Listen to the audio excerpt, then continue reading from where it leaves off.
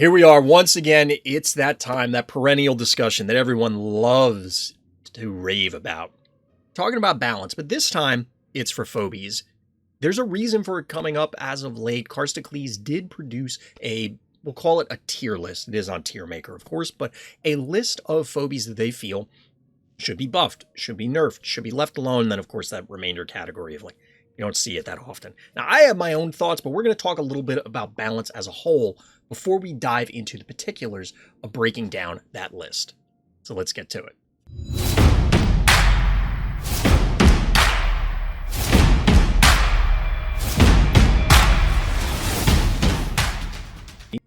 Now, before we get into the whole balance spiel, I, of course, have to let everybody know I am part of the content affiliate program. The devs do give me that, or help assist in generating that big coffee total you happen to see over there.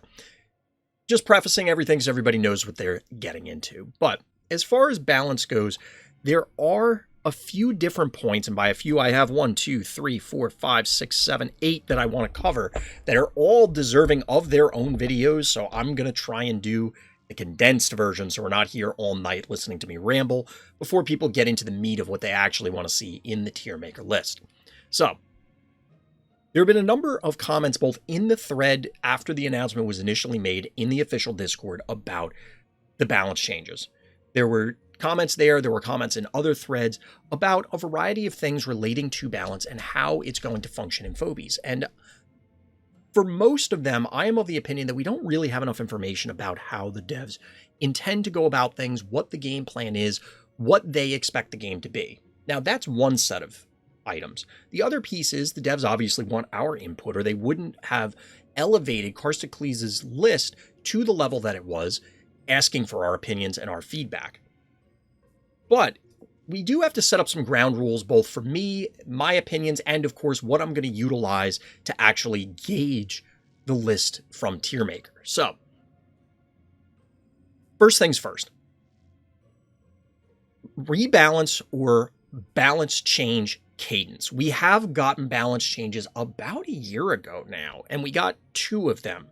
Not too spread apart, but since then we really haven't seen anything. We've seen some minor map changes in order to correct an error in one of the maps, but we have not seen major map changes to existing maps. We've really only introduced new ones.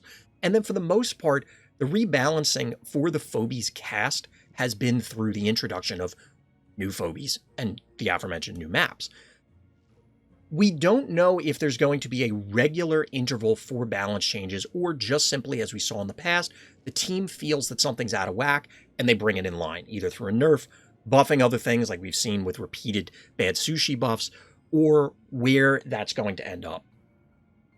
I think that would be important to know, because that's going to inform all of the discussions about this. Well, okay, are we going to get a rebalance? Obviously, if something's released completely broken power level wise, not as in it's bugged, because that also deserves an immediate fix. But let's say a new phobie comes out, because we are, of course, at the time of this recording, anticipating a new phobies release. If we get new phobies and they are overpowered or wildly underpowered, yeah, I'd expect the team to step in relatively quickly. But as you see in other genres, namely card games, there are regular intervals where you can expect banned announcements or restricted announcements that are publicly made, and everybody knows that these things are coming up. Why does this matter? There have been comments that are unfounded, of course, but people feel like Phobies is not getting attention from the devs and that it is not getting updates. Well, Phobies has gotten regular content updates. It's not monthly, but we've gotten it every few months, and the care and attention that goes into a Phobies update, I feel, is on another level, a higher caliber than most other games. So understandably, it takes longer. However, if you have these expected announcements, the communication between the devs and the players, it gives people this sense of security that, hey, we know that even if the devs aren't talking right this second, well, maybe they're building up for that announcement, or they'll at least tell us what their opinions are at that point in time. So I wanted to get that out there. Now, leaning more into the actual balance changes themselves, there's a lot going on here. So, crossing stuff off my list so I make sure that I know I talk about it. One of the things is, what are the goals for the rebalance? Now, the players can have their own. And of course, we're going to get some number of people that just, I hate this phobia, I love this phobia, buff, nerf as appropriate. But what are the goals overall? What are we trying to achieve? Is it a more balanced game? Because, and this is one of the other points, balance does not equal better. Balance does not equal fun. And we'll come back to that because it's a kind of a weird thing to say. And probably a bunch of people just sat up and are ready to write angry YouTube responses. But are we trying to make a more balanced game? Are we trying to make a more fun game? Because like I said, those aren't necessarily the same. Are we trying to bring all phobies in line so that they're all usable equally? Or are we trying to make it so that we're accepting that some phobies are bad, they are niche, and that in their niche, they are spectacular? But that may not come up very often. There are benefits and disadvantages to each of those systems. I don't know what we're trying to go for, and that's part of the problem. I am open to either, all, any of these systems and others, but the problem is it's difficult to say, yes, this needs to get nerfed, or that needs to get buffed, or this needs to get reworked when we don't know what we're trying to target. So a lot of this is just going to be, well, obviously my own personal opinion, but it's all going to be with the ground rules that I'm going to set up when we get to the tier maker part. Leave that for a little later. Now, one of the things that I had just mentioned was that reworks. Are reworks even an option? Up to this point, we have not seen balance changes that involved a rework. Everything was numbers adjustment. More HP here, less damage there, that sort of thing. Very simple numbers changes that nobody's going to say that's a rework because that necessitates, for anybody unfamiliar with the term, completely changing the phobie's function, its purpose, its goals, its abilities. We haven't seen that, and it's possible that that is on the table, but it seems, me reading between the lines, that that's not something that the team is really willing to do. Maybe they are, but up to this point we haven't seen it. It's now been over a year since Phobie's release. So just throwing that out there. Now, one other thing that I want to get out there that is the larger topic, and again, this could be a whole video on its own, but I've mentioned this on many occasions, unbalanced or imbalanced games are better.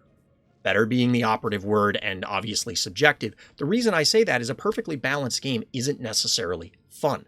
It is cool and entertaining and enjoyable to do something super powerful.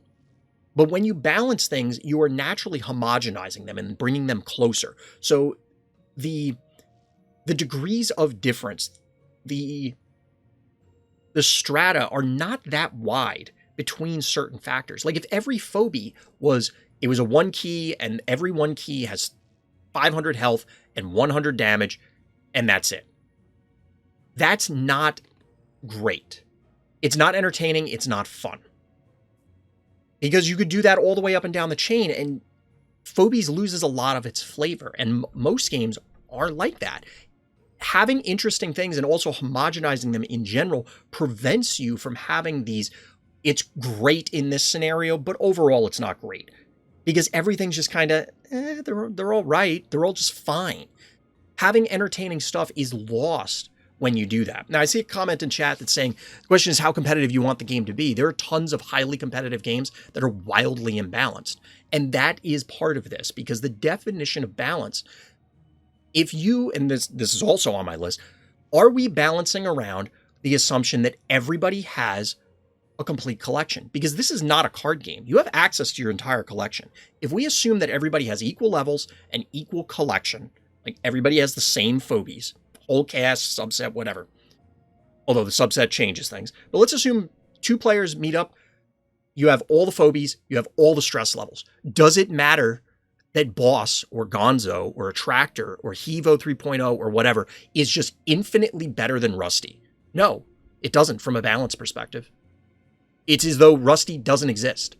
So if we're going to make the argument that things need to be balanced so that Rusty is, if not equal, certainly closer to the appropriate power level of these other phobies I'm naming, we're talking about something that's just to make people feel good. It's not something wrong with the game. It's wrong with the economy in the game, because now you're getting penalized. It's not really the appropriate term, but you're taking a hit every time you open a pack and you open a quote-unquote bad phobie. That has nothing to do with balancing it.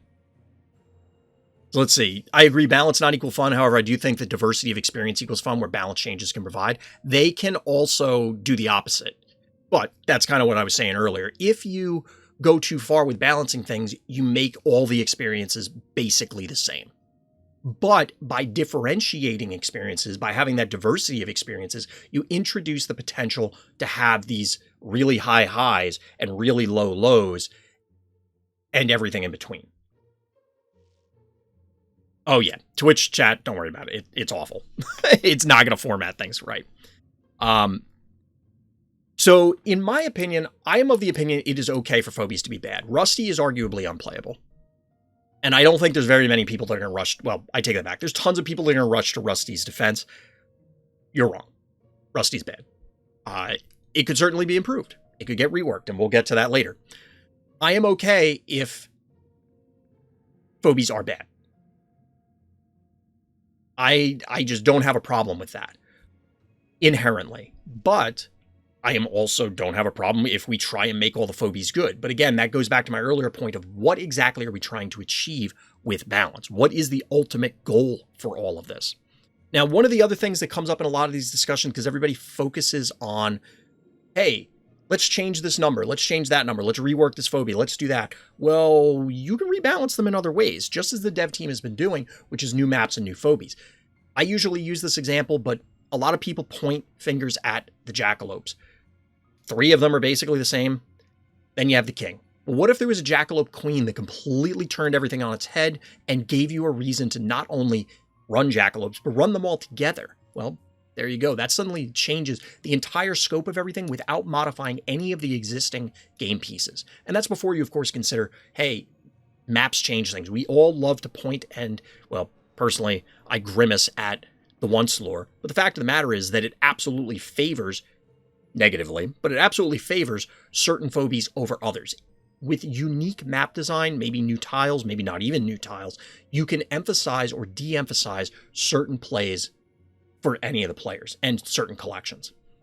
Now, other points, and I'm trying to wrap all this up because, again, there's a lot of this stuff to go through, and we'll be talking about it more. Balancing for skill levels. We are on an almost daily basis bombarded with people of all skill levels complaining about different phobies. And I can't tell you how many threads I've seen in the official phobies Discord about phobies that are absolutely not problematic, and it is quite plainly skill issue. Now, that sounds condescending, but at the end of the day, if you're new to the game and you're bad at the game, that's okay. Everybody was at some point. I know that sounds cliche, but sometimes it really is just improving your play in order to beat certain things. And that's why you have to be careful. Additionally, that kind of bleeds into a last point, which is, who are we taking advice from? How are we basing feedback? How are we scoring feedback, weighting feedback? Because realistically, if somebody's in heebie-jeebies and they're hanging out down here, their balance feedback is very salient for their level. It absolutely matters if Cerberus is just slapping the snot out of everybody in heebie-jeebies. Because the reality is you have a small collection. You're going to have low stress levels. There's only so many things you can do. But we're trying to balance for the entire group here. And that is part of the reason why I said earlier I'm okay with bad phobies, because there are some that will age out. They are terrors up to a certain point, and then all of a sudden you hit the later ranks, you start hitting some of all fears, and those phobias are unplayable, or vice versa, because your own skills have now grown to the point that you are capable of making the plays, engineering the plays, foreseeing the plays that need to happen. Balancing across these things, it's very challenging. It's arguably impossible to try and make something that's healthy at a low rank, low skill level, as well as a high skill level. And that's before you account for leveling, which I think personally is influencing many people's opinions, because guess what? If you go up against Hevo 1.0 and it's always over leveled compared to your team, it's going to seem like a monster. It has a gazillion hit points and it's dishing out a respectable amount of damage. But if you reduce everything to level 1, you recognize that things such as Hevo 1.0 don't output the damage that you're potentially seeing in your latter games. Bottom line is, There's a lot of factors that go into this, and it's going to be very difficult to isolate these, let alone isolate them and improve them in a way that's not going to only benefit a subset of players versus the whole player base. And realistically, the whole thing, to wrap it up in a nice bow, it is better, assuming that we don't have something that is so far out of whack that it is negatively damaging the game constantly.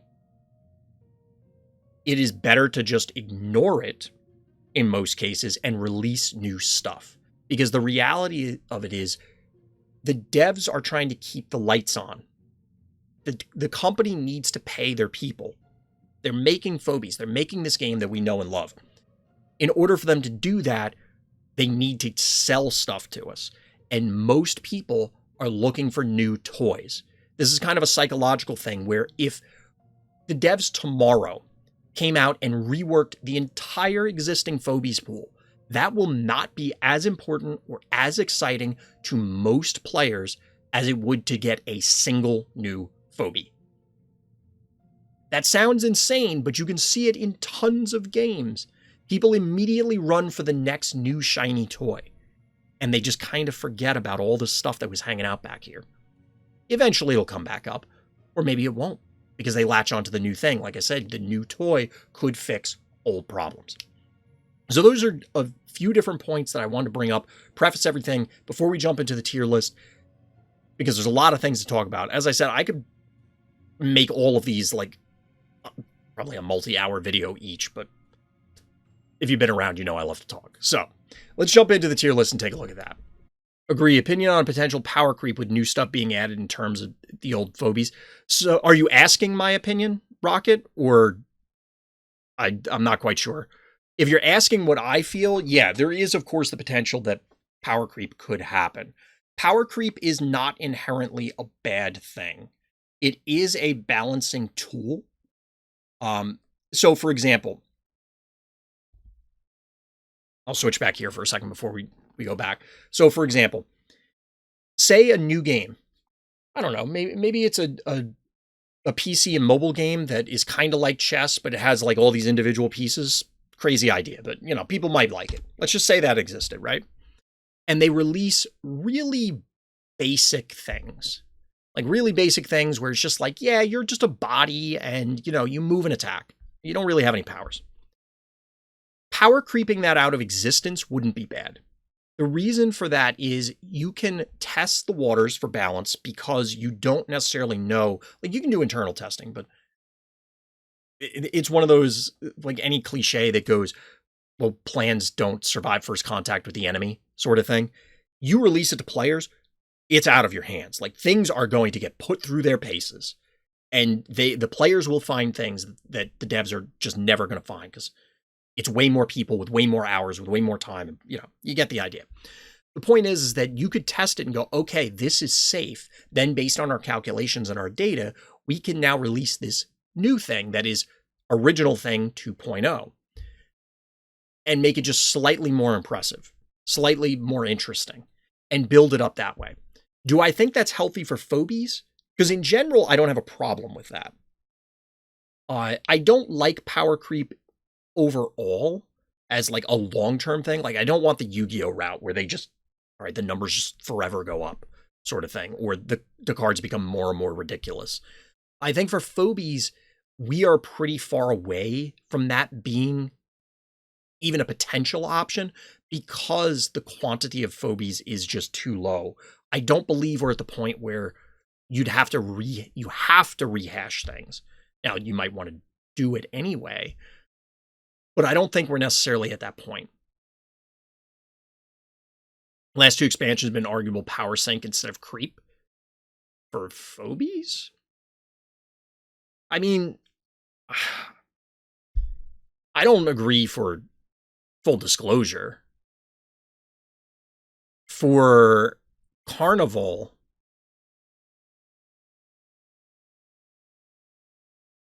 oh, you're right. So you're talking the anniversary and Carnival.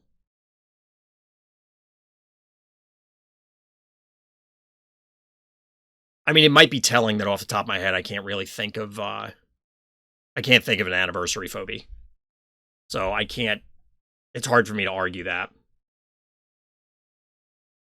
I don't know if I necessarily call it power sync, but I guess, I mean, I think it's not unfair to apply that.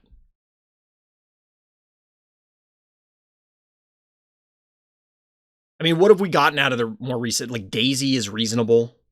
Speedolas are kind of bad. Zomboni, Werewolf is okay, I guess. Edgar Allan is kind of whatever.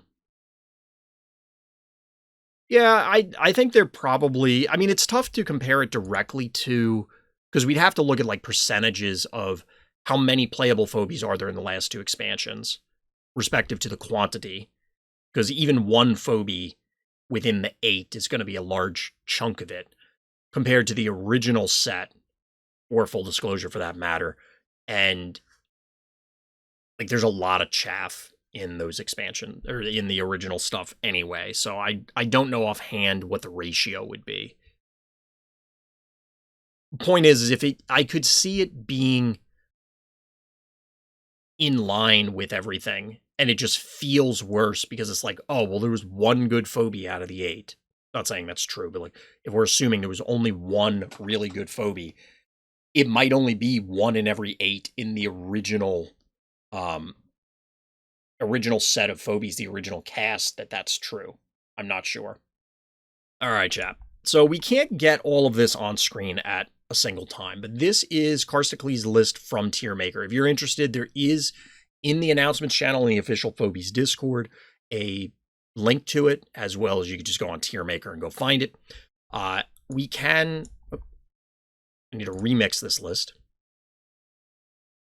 so that this way I can adjust things. So we're just going to kind of go top to, well, we'll clear out this list first.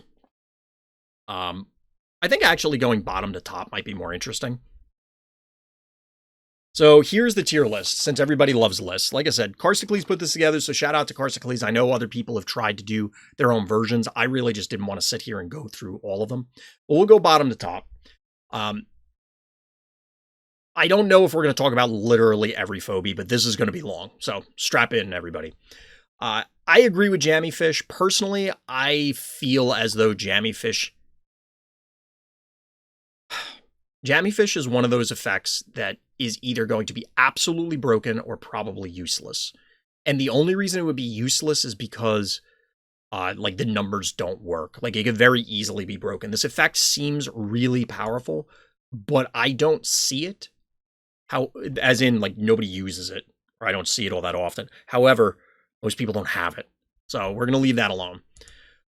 For Werewolf, it seems fine. Personally, I'd probably put it in the keep category. It seems maybe a slight buff.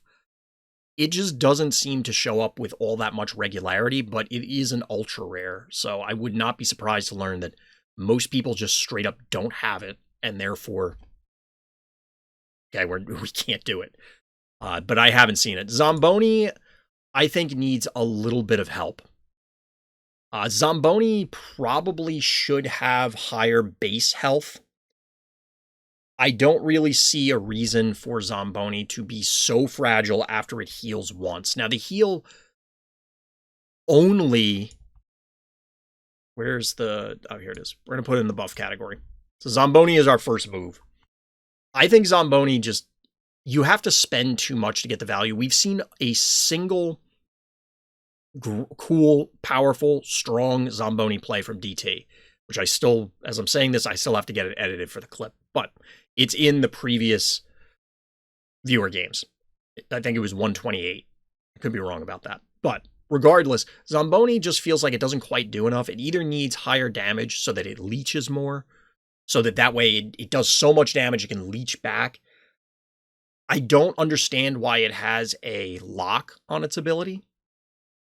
This definitely feels like the devs were experimenting, and to the power creep discussion earlier, that the devs said, hey, we're going to try this out because Leshy's kind of the only other option. Arguably Bluelian, but we'll get there. And it just doesn't... It doesn't feel powerful enough that it's necessary. right now. I think it could stand for a slight buff and be fine. The fact that it doesn't heal itself also, not great. Zamboni seems pretty bad to me, but I like to fight something or use it quite a lot before I judge. I'm still waiting to get my Mildred to 10 plus so I can give her an extensive test. Bought another Blondie and realized this ability has a cooldown of 3 turns. Even though I got a rocking debuff off of my team, it just didn't help. Probably moved to buff at this point. Zamboni needs more ice rinks to pave. It's got to put a little more time in. I agree with you, Carsicles, about getting, but I think it's also telling, at least in my position, I watch a lot of games. A lot of games, because the viewer games, and then we'll just watch them on stream and whatever. You just don't see certain phobies. And at a certain point, especially for non-ultra rares, you probably have to come to the conclusion that, hey, there's a reason why nobody's using it. Even if, and this is absolutely true, people are risk averse. Most people will not try new things. They go with Old Faithful. So that's an argument to say, hey, well, maybe people just don't have the guts to run Zamboni out there. Or it could be they ran Zamboni out there and they got kicked in the dick enough times and they go, well, getting kicked in my wiener hurts. I'm going to stop. Like, there's that thing. As the one person who thinks Zamboni is actually pretty good, I think it should have more HP than Noxious. I agree. I think that there's a number of ways that you can help Zamboni. I don't think it needs like a huge push. And I'll clarify when we talk about it. It's like this thing needs help. But I don't think that Zamboni needs like an enormous amount of health. But yes, each heal sacrifices more than a quarter of the total HP. That's problematic. Fair enough, Atona. Fair enough. This is Blondie, I think. So I am swayed, we'll say, by recent Blondie replays. We've had a number of people that have gone Blondie Hydra setups. And I think this plays into some of my earlier comments about it's okay if phobies are only good under certain circumstances. And I think it's fun and interesting to be like, oh, they're going the Hydra strat, which happens to also tack on a Blondie or something. I think that's fun. I think that's interesting. And while I agree that the debuff has a long cooldown, it doesn't deteriorate. Correct me if I'm wrong, chat, but I'm like 99% sure that it doesn't deteriorate over distance. Point is that you do get a powerful effect. It does, to me, reek of, similar to other points I was making earlier, that this feels, because this was in the original Phobies release, that the devs said, hey, this might be really powerful. Bring it in under, and then maybe we'll see essentially Blondie 2.0 later on with a better version of however they want to improve it. One thing I didn't bring up earlier is that there are some phobies that, and we'll get this in the rework section probably, but some of these phobies, they can't be good. Because if they're good, the game will be worse for them being good. Or they can't be buffed in the way that people want them to be buffed. Like, people constantly complain about Russell getting more poison damage. No, you do not want that. That would be a miserable game state if Russell did like 300 or 400 damage a poison tick. It'll be absolutely miserable. Trust me. And I think things like Bad Sushi are in a similar category where they probably should get reworked instead of buffed. Because I don't think their niche is something that can be improved. However, I think there is value in having a bad phobie in that niche, just so people can point to it and go, hey, yeah, that thing's bad, and if it was buffed, it would be ridiculous. I should have put Bad Sushi in rework, you're right. Well, we'll get there. We'll get there. But for Blondie, I don't know. I'm going to put this here. I think it's fine as is right now. It could possibly, like, if we wanted all phobies to have equal usage, and I'm not basing it, my opinions on that, yeah, Blondie could use help. But I don't think Blondie's in such dire straits that I think it's problematic. Sasquatch, I think this is also in like the jammy fish category where just people don't have it for the most part. So I don't think there's enough data to really make an informed opinion. We've had Creepy Devil, which is easier to acquire, arguably. It might not be. And there's really nothing that I've seen. Mildred, personally, I feel is fine. I think Mildred is dangerous, though. So I'm leaving it in keep, but it's a potential rework. And the reason for that is this. I think Mildred is intensely, intensely binary, intensely linear. The games where Mildred goes off, it's like unbeatable. And any other game, Mildred is useless. Now, there is the argument, oh, just Firkin the Mildred. As we've seen from a number of Big She replays, Firkin into Mildred is a strong play. Now, that leads to a much larger discussion, which we'll allude to but not get into, about just general gameplay of how do we speed up the game, which I think is necessary and will inform a lot of my comments throughout this.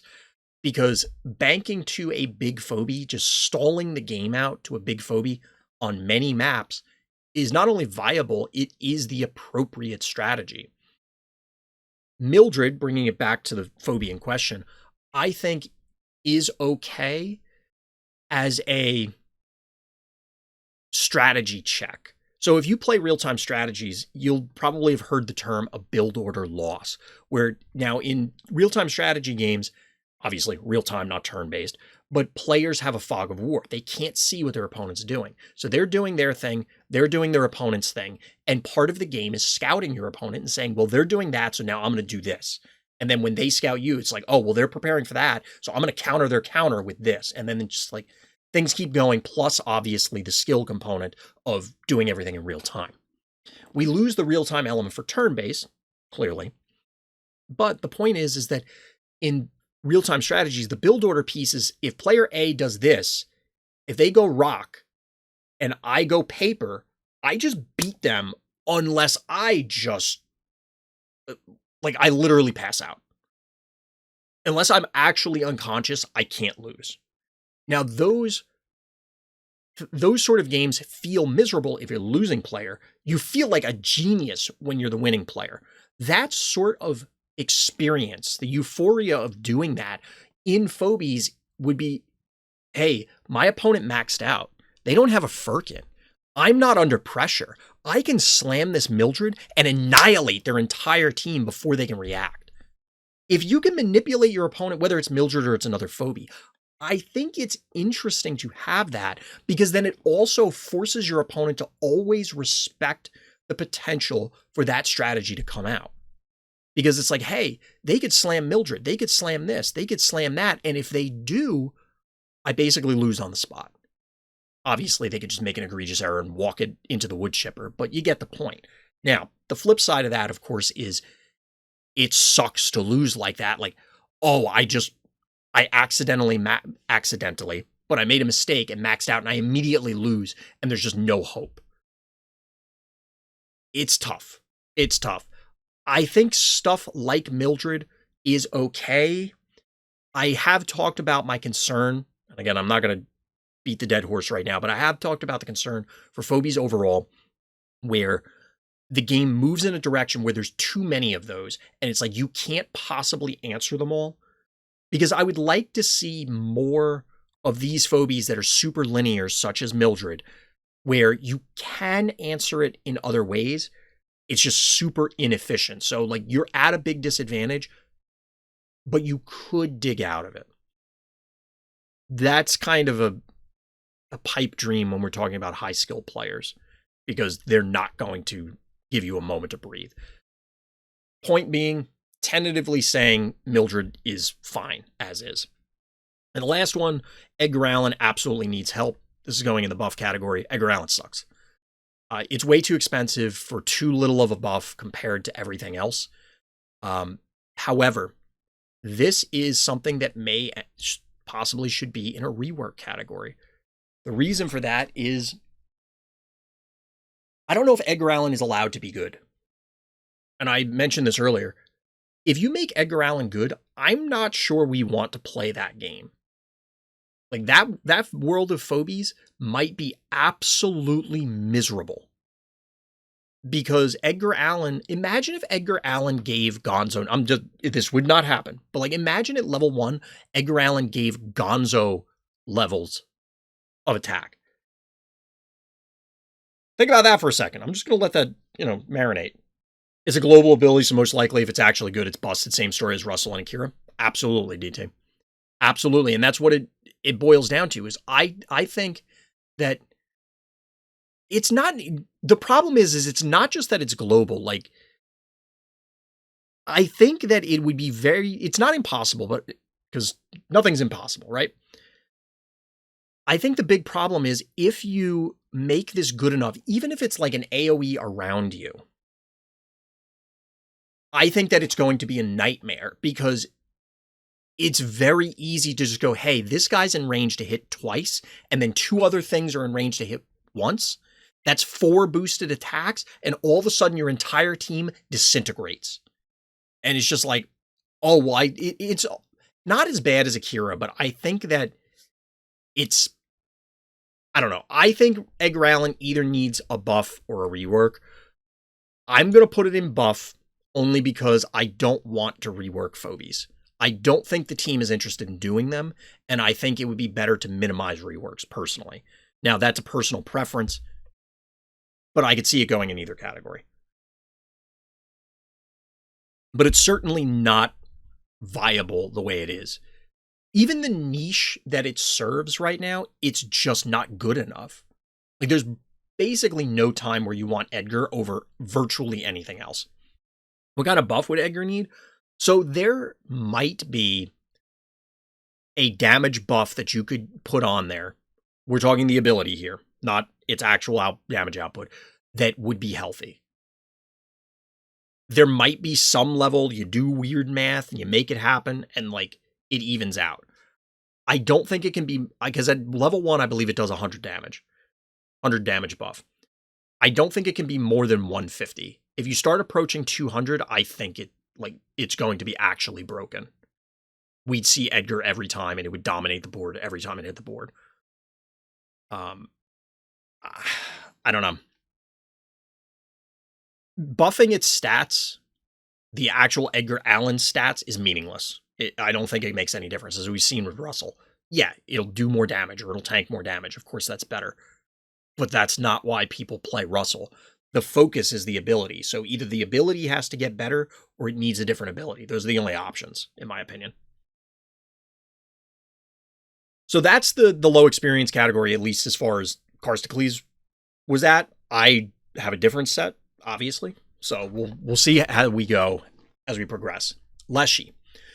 I'm going to put Leshy into the buff category. I'm, again, avoiding reworks. I think that there is room to have, and I am of the opinion that it would be interesting to have a a AoE healer in every faction, every type of phobia. Dimensional, an undead, we already have those, a mechanical, and a monster.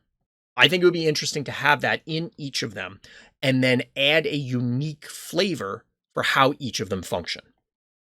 I think Leshy could be addressed with sheer numbers, whether it's on the ability or even just the phobia itself.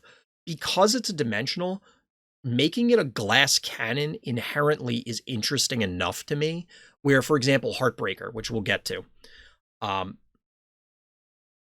we can just simply make it a glass cannon, make it do a ton of damage, and then it's like, oh, well, I did my thing, and now I charge into your team, and you have a hard time dealing with it.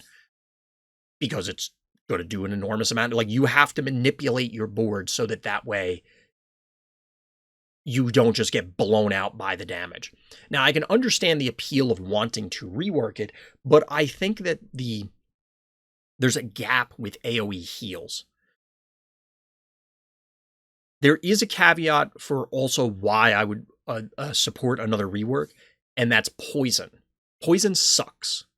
Poison is terrible. Most of the time, it is so wildly irrelevant, mostly because of Muffin. But I think poison is... there's so many drawbacks to it, whether it's spas, it's healers, it's just ignoring the poison and just let the thing die or tank it all and live, that there's an argument to rework or nerf literally every healer in the game. And I would be willing to listen to that. Rusty needs a rework, spoiler alert. We'll get there. Um, Nerf healing spas, I could get behind that. I could get behind that. I think if things are going to change for healers, a lot of things need to change. So it's tough to say that. And I think if we're going to rework Leshy, I think it's worth literally looking at every single healing phobia, and I'm not joking. Most of them need to get looked at anyway, because we'll come back to that. The list is ordered by key value, not ranked. Yes. Yeah, so we're talking about whether phobies need to be nerfed or buffed or whatever, all the associated things, as opposed to these are, I mean, it kind of is, these are strong, these are weak, but that isn't really the central focus here.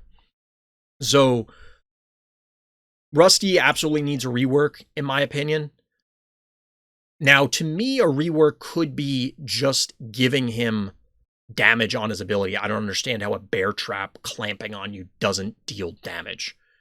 But Rusty sucks. Rusty is far and away the worst phobia in the game. There's just no purpose for what Rusty does. This absolutely feels like, hey, we're testing something out. Maybe it works, maybe it doesn't. On the dev side, I mean. And I would like to see... We need something. Rusty needs help. It could be buffed, it could be reworked, it could be both, but Rusty needs help. Rusty is a joke. Now, again, I'm fine with just leaving it as a joke and then doing Rusty 2.0, and now it's Rusty with damage, even if it just is literally another 2 cost. But yeah, it's a rubber bear trap. I don't even know what that would be. Like, it's one of those nets that scoops you up into the air, right? Rusty, now, I'm sure I will get, people are realizing how shiny my head is, given the white background, like the reflections off of everything. Not like it's not shiny anyway. I'm sure I'm going to get a lot of comments about how good Rusty is, but look, you're wrong. You're just wrong. It's as simple as that. I think it's a bear trap that doesn't hurt you in IRL if that exists. I don't think you know what a bear trap is. Trust me, do not step in bear traps. Do not recommend. So beyond that, jackalopes. I don't agree with this. Now, I don't agree with this for this reason. They were my example earlier of getting bear traps. Is that supposed to be a bear trap? I don't know what that is. Like, I can't see that emoji, whatever they're called on Twitch. What are they called? Whatever. I can't actually make out what it is because it's so tiny. But bringing it back to jackalopes, I don't want to see the jackalope emotes. Okay, fair. Thank you. I don't want to see the jackalopes reworked. I think this is the perfect example of, hey, introduce Jackalope Queen and give me a reason to have... I mean, having more jackalopes to get more buff out of Jackalope King is good enough. Like, that's a reason to have more jackalopes. I think these jackalopes... Well, the jackalopes, other than the king, I guess, realistically just need a slight buff. I would be concerned about buffing them because they would be a terror early game. Like you could just bully people, but to my earlier point, maybe speeding up the game isn't a bad thing. I think it is a good thing overall, and maybe this is a way to do it. I think introducing Jackalope Queen, which is an obvious one, you could have a whole Jackalope court that they all interact and they care how specifically, where instead of, if you have all of your jackalopes get plus 100 damage. I know that's not what it is, but let's say if you have 2, they all get plus 200 damage. And if you have 3, they get plus 300 damage, whatever. Like a lot of where they get extra movement, or they get extra health, or they resurrect it more, or they're immune to poison or disease, or, like different things. I think there's ways to do this. I do agree the jackalopes need help, but I think that's more of a function of them being understated for a 2-key, even with res. But I could absolutely understand if the dev said, no, it is super risky to do that, because I think it probably is. King might be fine. I think King needs a little buff too, but we haven't gotten there yet. One suggestion for jackalopes I've mentioned that tends to be popular is to make them more like MTG slivers. Each jackalope provides a different group buff. Yes. Jackalope Queen is another direction that could be cool, though the Jackalopes right now cost 9 keys altogether. She'd have to be pretty dang good and create Jackalope Abomination. I mean, people have been clamoring for a Zord phobie where they all combine, so why not this one? I agree that right now that it's super costly. And so here's to my earlier point, one of several. I'm okay if certain phobies are only really viable in certain situations. What if, hey, I'm playing Jackalopes. Okay, that's where all my keys are going. 12 of my keys, we're assuming Queen is 3 keys, go into Jackalopes. And you need to respond, like you need to recognize that this is my strategy, similar to the Mildred example earlier, just it's going to take place in a different way. Instead of like, oh, this is my last phobia, it's I'm doing this. And so that influence, me playing the Jackalopes dictates to you, my opponent, that you need to respond a certain way. That is absolutely something that people may not like because you're having your play dictated to you because you must respond to this linear plan with either A or B or you lose. And that's also a problem from a collection and stress levels perspective, but putting that aside for the moment, because personally, I feel like the devs are balancing the game under the assumption that everybody has everything, or if not equal levels, certainly close. I think there are other ways without reworking them. I think it would be more interesting, which would constitute a rework in most definitions, to have them at least have slightly different stats and not be like so uniform. It admittedly does feel like I can explain it away. But it does, if you take a step back, feel like, okay, you have the king and you have the Jackalope idea. Well, you need at least 2, and we need another phobie slot filled. Let's just make a 3rd Jackalope. It does kind of feel like that, and I feel bad saying that, because that implies certain things that I don't like. 3s are a nice number, and of course, it's Mopsy, Flopsy, and Cottontail, which is like one of those funny idioms of like, A and B and C is a random thing. But I absolutely think the Jackalopes need help. So beyond that, Thunder Rocks. I'm going to say keep Thunder Rocks. I really don't think it's problematic. I think it has a very narrow niche. But I think Thunder Rocks is mostly fine the way it is. Thunder Rocks is similar to me to Bad Sushi. Not nearly as useless. But it's one of those... It's a melee a cheap melee electrical phobie. That is a cross section on the spreadsheet that I usually reference in my brain of, okay, we want a flying phobie that's ranged that does this. Okay, well, we want a one mover that's melee that does this. And then we want this that does this that does this. So I think Thunder Rocks is okay operating under the assumption, this is in the keep category for me right now, of it's a cheap melee electrical phobia. I think that's okay. It's tough because context wasn't posted with my list, so I didn't get to elaborate that the electricals are there because I want to push for a rework to how electrical damage works. Okay, so this is for anybody watching this on YouTube later, this is Carsicles in the chat. So what is the rework for electrical here? My hope is to actually continue to push for an electricity rework, compare poison to electricity. Poison versus monsters, good versus, or poison versus monsters is good, versus dimensionals it's great, versus undead it's amazing, versus mechanicals it's useless. Electricity versus monsters useless, dimensionals useless, undead useless, mechanicals great. I would like electricity to be reworked to be more generally useful. So the counter argument here, and I don't disagree with necessarily with what you're saying. I'm going to try and mentally walk through it now that we have more context to what's going on. I think it was more, hey, poison is a thing. Like that's kind of an obvious thing to have in a lot of games, right? We want a damage over time effect. And then disease spawned after that because we want something that's incurable. And then at whatever point that the phobie types, dimensional, monster, mechanical, undead, were created, it was said, okay, well, how is it going to impact it? Well, it doesn't make sense for you to be able to poison a machine. Okay, well, we need something to punish machines. Hence, electricity was born. Is that a good enough justification to do this? Probably not. I kind of like the idea that what you're suggesting, Carsicles, where you invert the value of poison for electricity. The issue is it also does make it weird where monsters are supposed to just be like monsters having a weakness to electricity feels a little weird, like it's doing bonus damage. I don't hate this idea. Like, if what you're suggesting was how it originally was with phobies, great. I would be perfectly fine. If we change it now, great. I would be perfectly fine. If we left it alone, great. Perfectly fine. Like, and I'm not making a joke here, although it kind of sounds silly. I'm completely indifferent to that because I think that's reasonable. Maybe those numbers need to be changed, or like, it does feel weird that it's so siloed.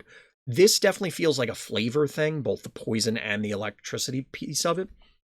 But I think that this is, assuming that that large of a rework doesn't happen, I think Thunder Rocks is fine. Yeah, if I'm interpreting Carsicles correct, with this hypothetical rework, electricity would do 50% of its value as extra damage to other stuff. So for anybody obviously not hanging out in Twitch chat, by the way, link for that in the description by the like and subscribe button. Gotta get that in there. Carsicles' suggestion is versus monsters and dimensionals, electricity would do 50% of its damage as bonus. Undead would get 0, and then mechanicals, it would deal 100%. I don't think that's really problematic, and I don't know that there's going to be too much. I mean, obviously skyrockets the value. I mean, not skyrockets, but it definitely improves the value for anything with electrical damage, and I think that that's reasonable. I don't think that's bad. I don't think it's bad. I think that's an enormous rework, though, and that there may be complications that I'm not considering right now. I think Steven, I think it's fair to say 0% for undead because it's the same thing on the other end for poison. Like, you take no poison damage as a mechanical. Now, there's an argument that the poison damage is delayed. It's versus the electrical damage would be immediate. Like, we could play around with the numbers, but I think that it's not an unreasonable assumption. But I'm going to go with a keep as is for now, under the assumption, and we'll have to bring this back up when we talk about other electricals, but that's a big rework that I just don't see happening. Jackalope King, we went through the whole Jackalope thing. I'm not going to repeat it, but I think Jackalope King needs a little bit of help.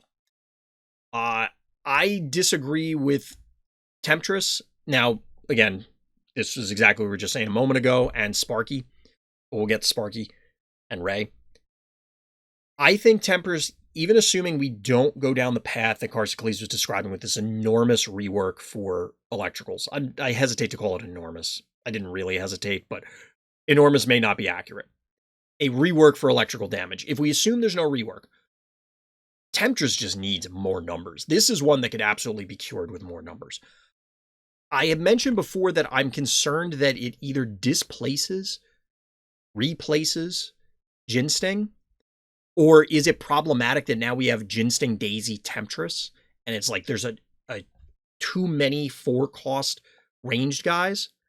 But Temptress to me just simply needs more numbers. It is too fragile, and it's like hitting things with pool noodles.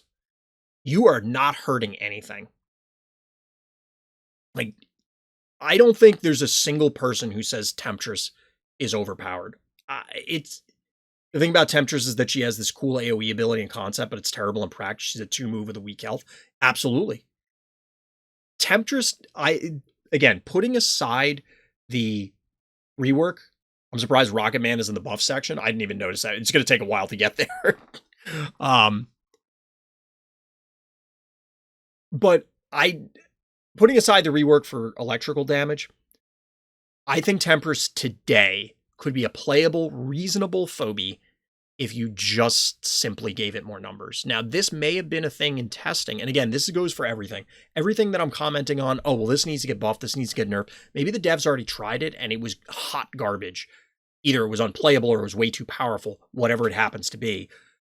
And it's just the way it is. And that's fine. We're only operating under what we know. But what we know today is that Temptress sucks and definitely needs help. You don't even see Temptress, and this is not an ultra rare. It's not a recent phobie. Not good. No bueno. Dr. Dermic. So, as I was saying earlier, if there's a healer rework, sure, rework it. I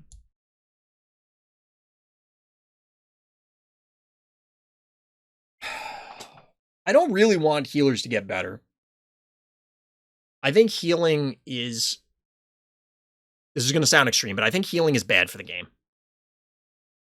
I think dragging things out through healers and making damage not matter, plus the long-term value of it, I think this is better potentially as a rework. Like, I might leave this in the rework category because it's tough because to my earlier spreadsheet theory, we have the long range, as in mobile, flying one in Metabot. We're missing a gap where it's like a one move healer. And then we have the medium healer in Dermic / Clinico. But it definitely feels like it's an overlap with Clinico. It doesn't do a lot of damage because it realistically can't. And I don't know, it just... You could argue here, we'll leave it in rework for now, I'll come back to it. I think healing is bad for the game when tempo does not matter. If tempo is important, then the player pays for the healer and positional value. I almost consider it a victory if I can force my opponent to summon Clinico on a tempo-oriented map. I agree. I agree with that overall. It's just that this is another phobie that I think just realistically, it's very difficult to make and differentiate the healers because ultimately, you're just going to use the most efficient one, which is Muffin. Unless you have need to heal more than once, and then you're probably going to use the cheapest one, which is Clinico. Or the one time where you need an enormous heal, and it's going to be, is your Dermic or Metabot higher level? And even before all of that, well, maybe not Muffin, but you'd probably be using Boolean anyway. It just feels like there's so much redundancy. There might be in the rework path that like there's a different theme for Dermic. Like you keep the medical theme. People are afraid of syringes and needles. I get it. There might be something else other than making it a healer. Like maybe if this provided a shield, like it's an inoculation, it's a vaccine. You know what I mean? Like so that you're providing a preemptive thing instead of a reactive so that it differentiates it from other healers. You just literally put a X 100 damage shield on it. My proposal for Dermic was to give it a percentage of its heal. Okay, heals a shield. There you go. Maybe you can overheal. But like I think that right now it's redundant. It feels redundant. Charon. I definitely don't think this needs a rework. I think this just needs a slight buff. I think Charon is a very unique ability. I think this is... we'll come back to Charon. So maybe 50% of this heals a shield so you can give a barrier. Okay. Which helps offense. The numbers just made up. Oh yeah, the numbers, whatever. I'm assuming all numbers are made up. But yeah, it definitely would help offense if you could do a shield. It's like, it prevents the push. I put Charon under rework because I would like his ability to be toggled. I don't know if that's really feasible. I guess if you put it on like a really low cooldown, and it's like activate the ability to turn it off, reactivate the ability off cooldown to turn it back on or something. I think that's not bad. I can see that as a rework. I think Charon's way better than people give it credit for. I think Charon's one of those niche phobies that's like, yeah, on this map, Charon's really strong. And then on other maps, Charon's probably going to be garbage. And I'm willing to go to more extremes than I think you are, Carsicles, or most people for that matter, on saying, hey, yeah, it's good here, it's crap here. I think most people, at least the way they're stating it, want things to be closer to the center. And I think Charon's a good example of something that probably has to be out there a little bit in order to be interesting. Also, Charon is problematic pathing. That may fall under rework if it's just like, if it's a bug. I don't know if that really counts as a bug, but you get the idea. Toggling the ability, okay, that's fair. I'll leave that as a rework. If that is on the table, that's fair. The other ones, like that's I think a worthwhile thing to try and go for a rework for. Hey, Tapper, what's good? Charon needs to prioritize lava tiles. Yes, it should absolutely. So here's the thing. I don't think Charon's pathfinding does any prioritization. For phobies like Charon, it would be nice if you could like click the path so that because here's the risk, just from a coding perspective. Imagine if you could code it to say, hey, prioritize negative tiles, and you're playing against a trapper, and then you just sit there and test every path until you figure out where the traps are. I don't know if that's how it would work, not knowing what the back end looks like, but that would be a concern for me, is that Charon magically figures out where every trap is. Be kind of annoying, but I'm not a huge fan of traps anyway, so. Beyond that, Ray Chargels absolutely needs a buff. I'm assuming Karsticles had this in the rework category for the electrical rework. I think Ray Chargels, there's a solid argument for it to one-shot a tractor on level. And I think that's a discussion to be had. I'm not 100% sold on it. But it's only a one key difference. The other examples we have, like Snowball, Murder Wing, Jar Cannon, that relationship. On level, Snowball snipes Jar. It's like, you got to respect it if you know it's on level. If you're over leveled, you tank it. If you're under leveled, well, you're dead. Ray Chargels, I think it probably needs like 7 levels on an attractor to one-shot it, which seems insane. Maybe it shouldn't one-shot it on level, but it certainly should be closer. I should have put Erratic and Zappy in there as well. In fact, I think on my next version of this, I'm just going to make a category, electricity rework. I mean, yeah, for some of these, it makes sense. Like, if they're all the same rework, like if we did all the healer rework or something like that, I think that's fair. But to me, I think Ray Chargel's biggest issue, I'm fine with it being in glass cannon. It's mobile. But the biggest threat that I want it to be able to snipe is a tractor. Now, you can make the argument that a tractor, while absolutely tons of people hate it, is not actually that problematic in practice. It's one of the ones I talked about earlier where it's a skill issue. Get good, nerd. You can make that argument and make it compelling. But I think that having something like Ray Chargels, and maybe, again, if you have full collections and Ray Chargels would one-shot a tractor, that makes a tractor less attractive, obviously, but not that useful. I don't know. Ooh, we'll get there, Tapper. That's a bold take. I don't agree with that one, but we'll get there. I think Ray could stand for a slight buff. Maybe it doesn't go to being one-shotting a tractor, but I think it could stand for a buff on the damage end. I'm kind of okay with its health. Sparky, I'm going to put in keep. I'm going to put Sparky in keep. I think it could possibly use a slight buff. I think there's an argument for that. Sparky often feels extremely underwhelming. I don't know offhand if Sparky will one-shot an attractor. I'm going to leave it in buff because I think it doesn't on level. If it one-shots an attractor on level, there's an argument to leave it alone. If it doesn't, it does. Okay, then it gets a buff. I don't think there's an excuse for that. If I'm paying more keys, admittedly only one, but I'm paying more keys for a niche phobie, and it's not doing its niche thing, I don't know. It feels like it should.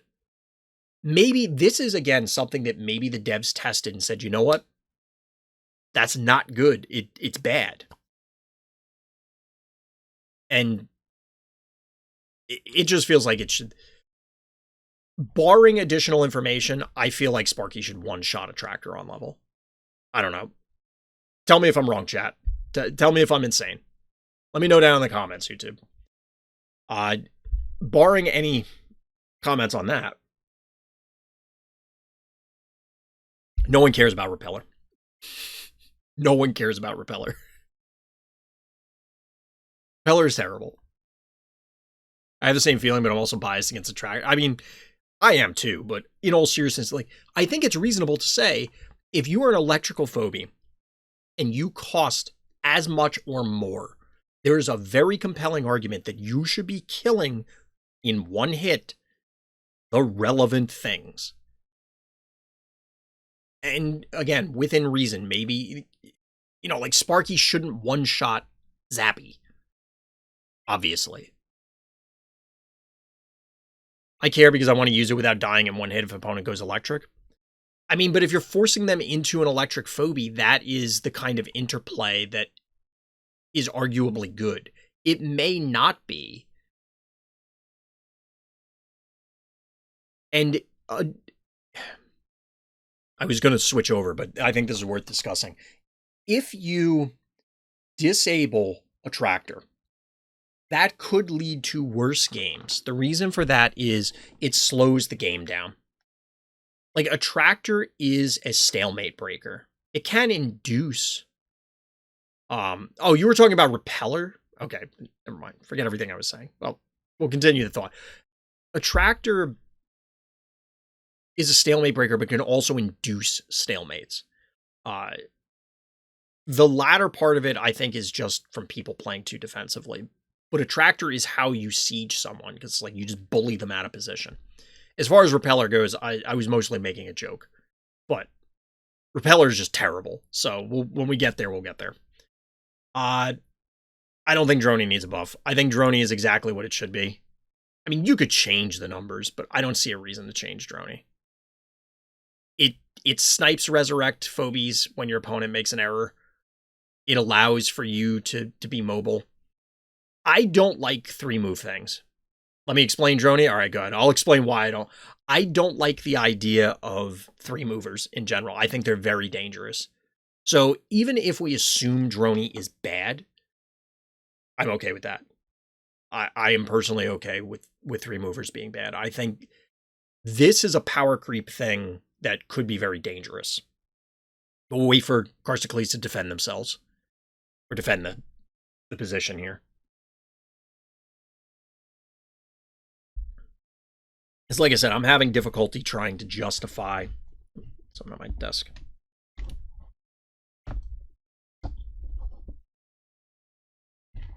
Okay, so my issue with Droney is just that he has mediocre health and mediocre damage. You can't capture a point with a unicorn trap on it, for example. He will die. I think it would be better if he was slanted to one side or the other so he can help in combat or reliably capture a panic point. I don't want him to do any of those things. Like, I would disagree with that because I think having... I think having relevant 3-movers is super dangerous. And this guy flies. I think if you think of it as a cost economy perspective, I don't think 1-move to 2-move and then 2-move to 3-move is worth the same amount of points on the background when you design a phobie. I think the jump from 2 to 3 is and should be insanely costly. And I think that Droney is kind of, well, pointing the wrong way over there. Can't really point over there because of my green screen, but anyway, you get the point. Droney is paying for that. It's only 2 keys, and I think that the budget for a given phobie is not, like, it's too low of a cost to stuff more in there. A 3-mover is kind of dangerous phobie because most phobies can only move 2 to 1 tiles. It shouldn't be a thing. I think it's okay sparingly, but as we've seen, anything that breaks those rules, like Inoculus, for example, Tractor, Snowball, Jar, like all these things either are busted or, at the very least, really, really good, right? 3-move is so valuable because it's on a hexagonal board, which means your flexibility significantly increases. Exactly. I am personally okay with, if you risk a Droney, like, that's a gamble you take walking on a unicorn trap. that might be a bigger issue with Unicorn than it is Droney, to be perfectly honest. I certainly, if that's, I mean, there's a lot of other factors to consider, but I would not want to buff Droney and nerf Unicorn. But yeah, I personally would put Droney here. Maggie,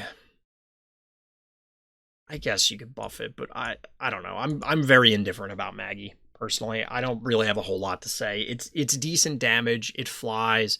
It's a niche thing of like surprise. I have more surface area than you thought of when you were overly aggressive. You love Maggie. I mean, every phobia is going to be somebody's favorite. I think it's fine. Venus buff.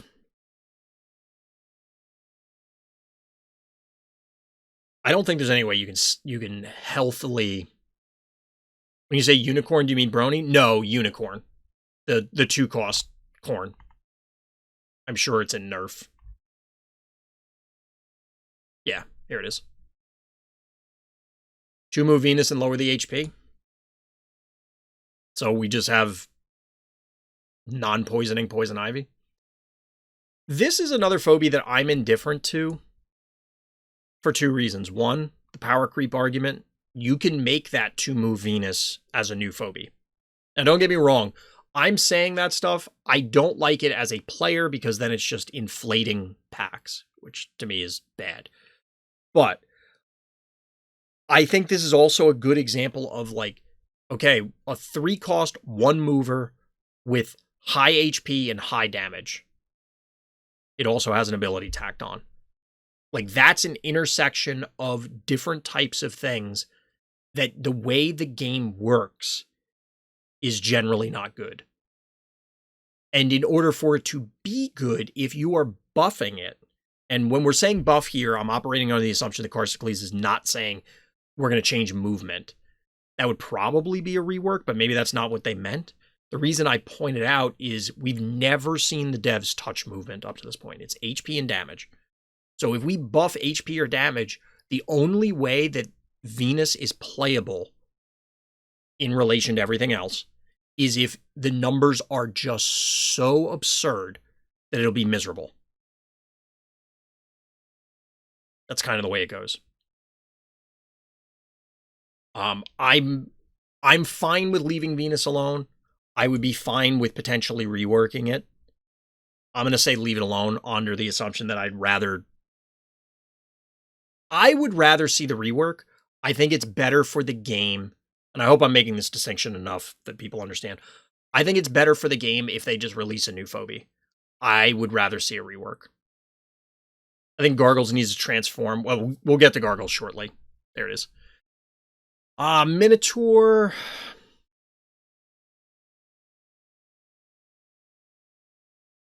I guess it could take a slight buff. I'm going to say leave it.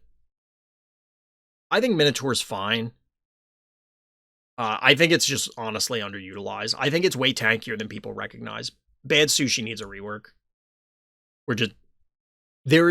If we're going to change something, there is no world in which you can buff Bad Sushi and it's going to be healthy, in my opinion. I know that sounds like a weird pun, but what are we going to make it, like 7,000 health? It's just... The world in which Bad Sushi is good with its current set, then if we're only buffing HP and damage, the numbers you would have to hit if you're not going to rework it, you don't want to play that game. It'll be miserable. It'll be Bad Sushi every single game, and it'll be a nightmare. I think Misanthrope's fine. I know DT hates it. Bad Sushi will never be healthy. Exactly. Don't eat Bad Sushi. I think Misanthrope is fine. So Bad Sushi can't be balanced. Yeah. So for Misanthrope, for a few of these, I would have to like chart out and actually graph. It may be true that Misanthrope is under damage, like low damage, low health or whatever. I don't think it's low health, but compared to its peers. But a tanky mechanical for 3, like, I think it's fine. Microscopic, I do think needs a buff. there's almost no reason to do microscopic over Gesundheit, like, ever. We can all think of the scenarios, hey, I have the key, and I have to have the extra 100 damage. I'd almost say make it a rework.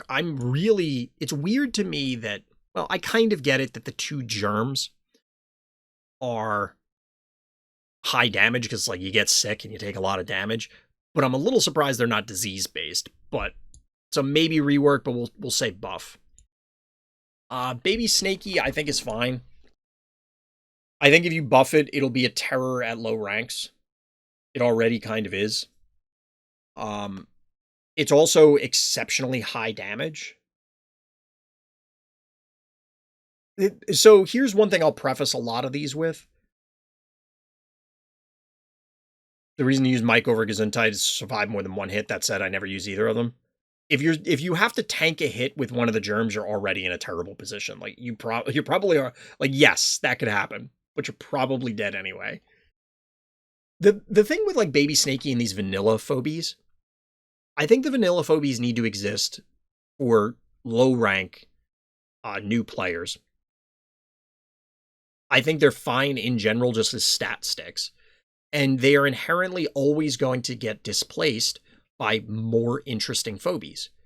So, like, of course, Baby Snaky and Misanthrope and stuff get beat up as far as a usage perspective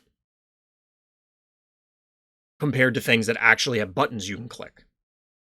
So, I think it's fine for what it is. I don't think buffing it is going to put us in a better state. Now, this goes back to Karsticles' overall plan, which is generally fine or generally good, situationally spectacular.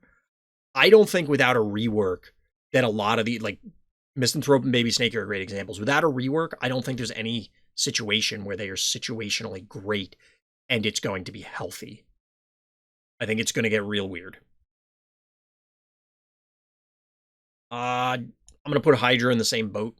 Now, again, similar to Blondie, I've been influenced by more recent games where we've seen cool stuff. I don't think there's a stat line where Hydra, like, does it really need more HP or more damage? I just don't know. Talk in depth about Hydra.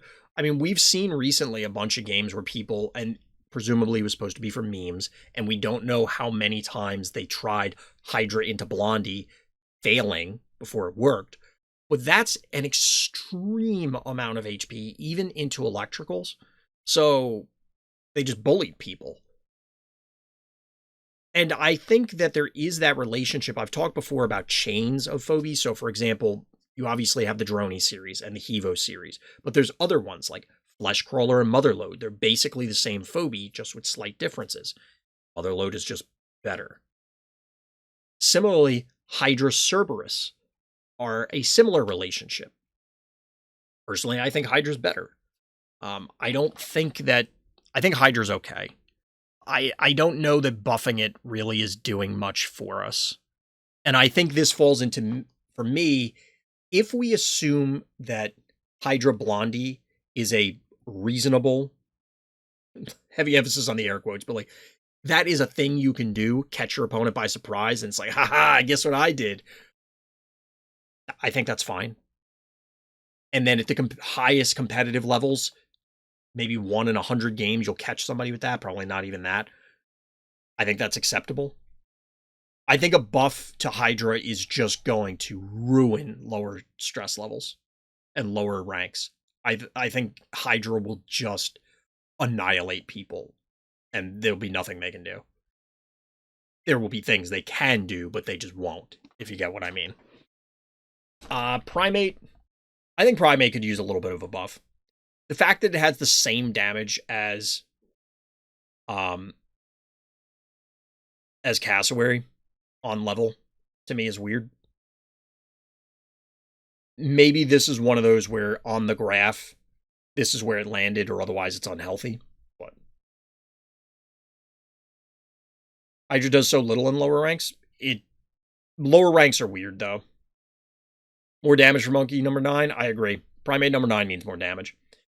Gargles, I'm putting in the rework category for the same reason that we were talking about Charon. Chat pointed it out earlier.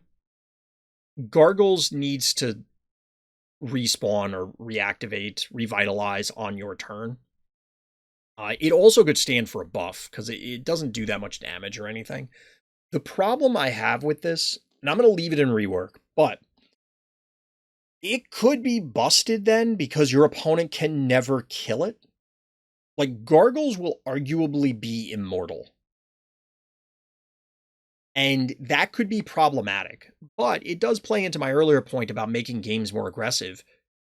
All right, opponent, there's a Gargles on the board. I'm going to lock down this panic point basically for the rest of the game. Because I'll pop out, it'll be on cooldown, I'll fly away, and then I'll show up a couple turns later and I'll lock it down again. You need to find another way because I'm giving up a phobie, which is ultimately what this is. Like, you go into stone form and you're giving up a phobie voluntarily. So I'm leaving Gargles in rework. Slammerhead, I think is fine. Blinky, I think is fine. Grimes, I think is fine. For all three of these, I mean, you can make an argument maybe increase the damage for Slammerhead. I think the bigger issue is, again, just the niche that it's at. Finnegan does the same thing for cheaper. Honestly, Slammerhead has an enormous amount of health. Blinky, I think, I mean, you can make an argument maybe it needs a little bit more health, but I think it's mostly fine. I don't think Grimes needs a buff in any way. I think Grimes is fine. Slammerhead has the same HP as Evo. Yeah, it's tanky. I think all three of these are arguably fine. Like, if tomorrow the devs said, yeah, they're all getting buffs, I'm not gonna go, oh my god, what are you doing? I think it's fine. I'm very indifferent to changes on these. Maybe not for Grimes. I would probably be more opposed to a buff on Grimes. It's good for melee, yeah. I'm going to say Fetch needs a buff. The issue I have with Fetch buffs is its niche seems to be Glass Cannon. If Fetch does an extreme amount of damage. So making it so that it sticks around is scary, but it could probably stand for a buff. Metabot, this is fine. It has one purpose. I think the bigger issue is the differentiation between Dermic and Metabot. Metabot's purpose is to reach that phobie that you overextended and heal it for a gazillion. That's fine.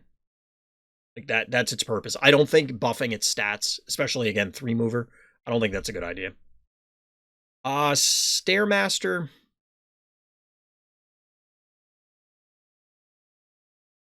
I don't know. It's another dummy phobie. Point at things, make them disappear. I just don't see a need to buff it, honestly. But again, I'm of the opinion it's okay if there are weaker phobies. This is a common, I believe. I don't know if it's part of the starting kit, but I think it is. This is inherently going to get displaced by other phobies. The argument I would see for having it be a buff is give it like another 100 plus damage so that its niche is, yeah, I am the Glass Cannon. I don't know if that's a good idea, to be honest. It would be the phobie to make that. The reason being is that's all it does. I don't want to see like the major Glass Cannon phobie also have an ability. But I don't care. Doom absolutely needs a buff. And this could probably be fixed by stats. There's an argument for a rework. I think it should have... I'm going to put it in rework because I think it should get the tickles thing where when it eats a trap, it heals. Doom just sucks. Doom is horrendous. We've seen Dooms in tons of games. Maybe not tons, but we've seen a lot of people try Dooms and lose, even though they're up against like 1, 2, or 3 trappers. It doesn't matter. It's just garbage. Blue Speedola definitely needs a numbers buff. Could definitely be help. Probably not a ton. Boo Fairy... If we say range is a rework, I don't think this can have range. I don't think this can have range. on its debuff. And I'm worried about. I'll leave it in buff because it could probably stand to get a slight HP buff because it goes in. It's a glass cannon right now, even with the power down. Like any other phobies are around, this thing dies. But and I think I'd like to see more power down phobies utilized. Plus, this is one of the Boo Fairy is one of the coolest phobies in the game. Its ability looks spectacular. I'd love to see this phobie used more, but maybe I wouldn't. We'll leave it in buff for now. I don't remember which Speedola is fine. I think red is the one that's fine. Is red the one that's cheaper? Whichever one is cheaper, I think is fine and doesn't need a buff. Remember that one game I had with Jeeves, and even though their Doom was doing work and damage, it struggled to kill a phobie? Yeah. The red is 6? Okay, then it's the blue one that's fine. The 6 cost 1 needs help. The 5 cost 1 is fine. Neither Speedola is fine? I mean, I don't know that stats is what they need. I've seen so few Speedolas. I think, like, statistically, the higher cost one is weaker. Like, just in comparison to its peers. And it doesn't really get decent until you get the buff. The blue one, I think, it's better than a lot of things at similar cost baseline before you add the buff in. Which, again, this is probably like a Jill Ted situation where, okay, well, one of them has to be worse, I guess. But Rocket Man, I think, absolutely needs a buff. I disagree with chat that Rocket Man is in good shape. This is a phobie that just, like, I never see this phobie. Ever. Since Luffy stepped away, you never see Rocket Man. Maybe it's okay and people are just underselling it. But it just constantly. So Rocket Man's in this weird spot that ranged is too good in phobies. Being ranged is insane in phobies. It is so much better than melee. It's tough to describe it. And as a result, it's very easy for Rocket Man to get poked to death. Where it's, yeah, you probably can't kill a Rocket Man immediately. You probably can't just go, oh, they put Rocket Man on the board, I'm going to go nuke it. But you can chip away at it with trivial effort and then blow it up. Rocket Man does pretty well according to the data. I'd have to, I mean, we've talked about it before, and I didn't bring this up earlier, which I probably should have. I'd have to understand more about how, like, what is the data collecting? Because if it's across all levels, for example, obviously that tells you one story as compared to, like, Sum of All Fears. I'll be honest, I just literally never see Rocket Man. Like, it doesn't even seem like it's played. And this is one of those that it feels like Rocket Man is not getting played because there are more efficient things to do.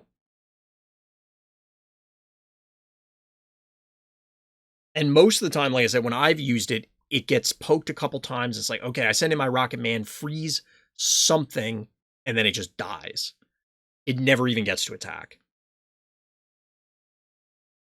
My level 11 Rocket Man never gets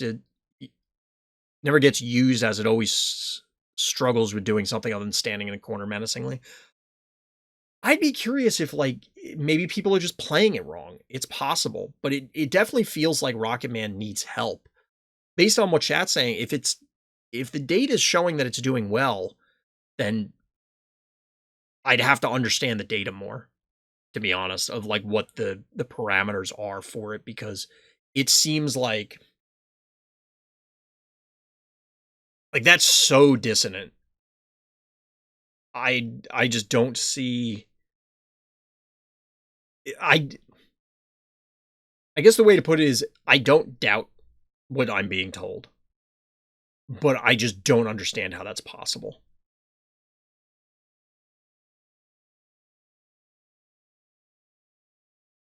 Some All Fears player need to get good. I mean, that might be true.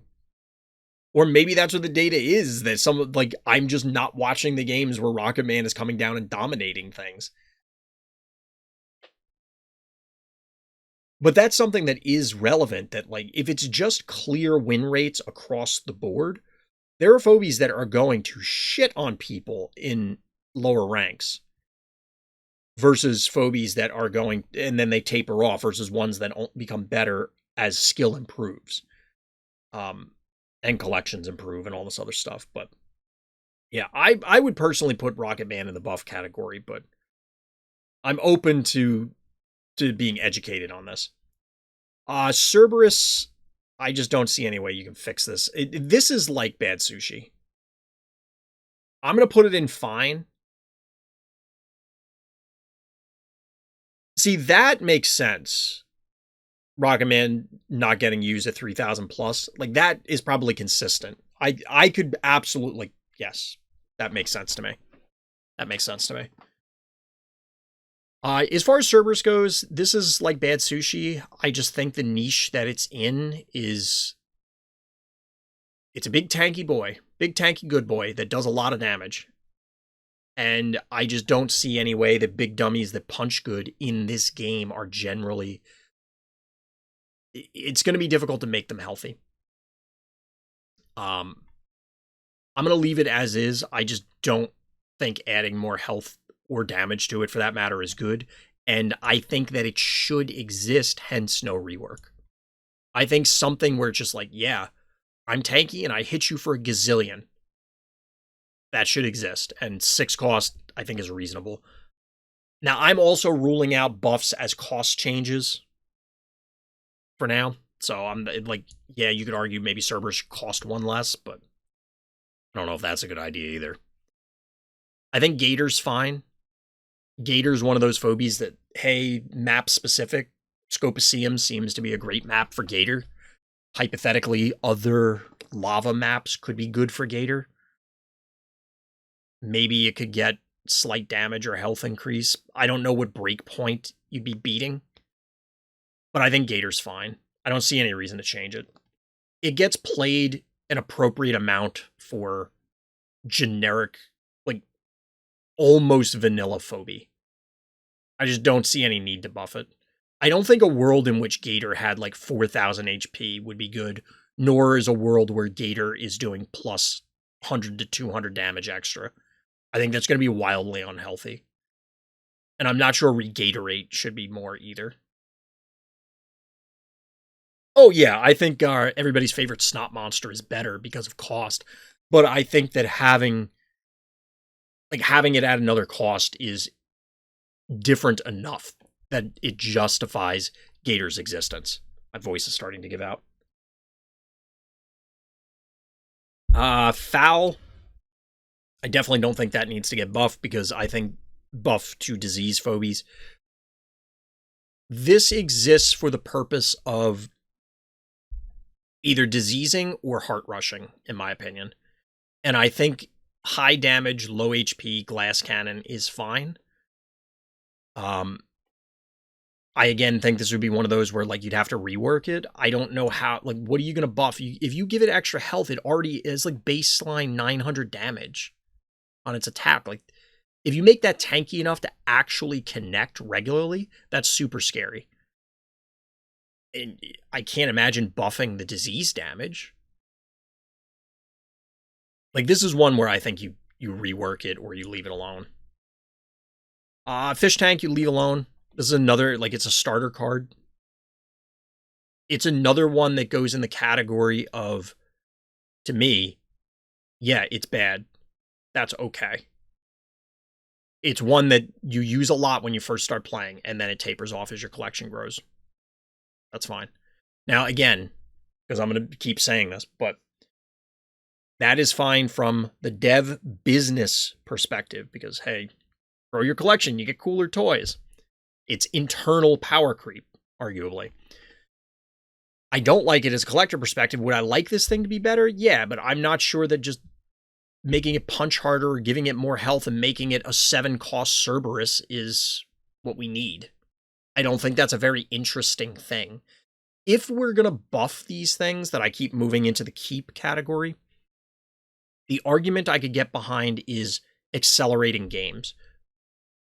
And this will be a blanket thing, and I probably should have said it at the beginning, but whatever. If we accelerate games by just buffing everything's attack, so that way it's like the threshold for heart rushing is much lower, I think that's a positive thing.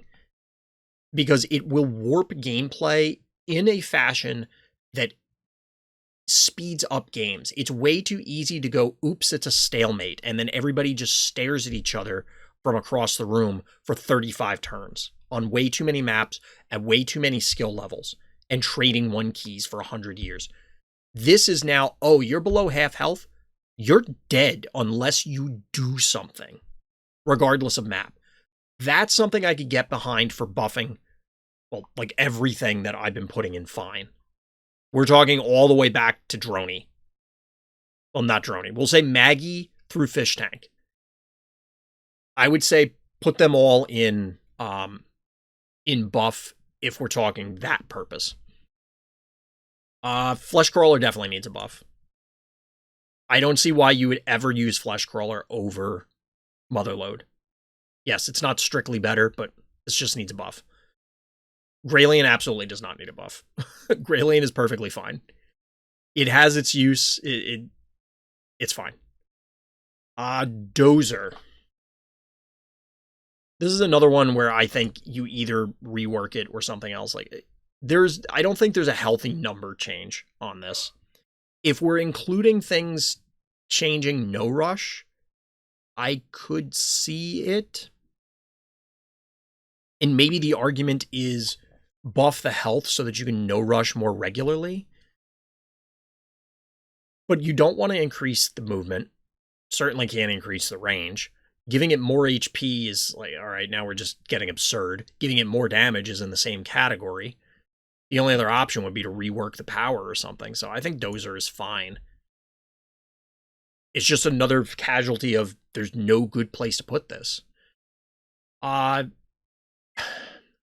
feel like I'm beating a dead horse, but like, what do you do with High Five? You could arguably buff the health on this, but I think that's also pretty dangerous.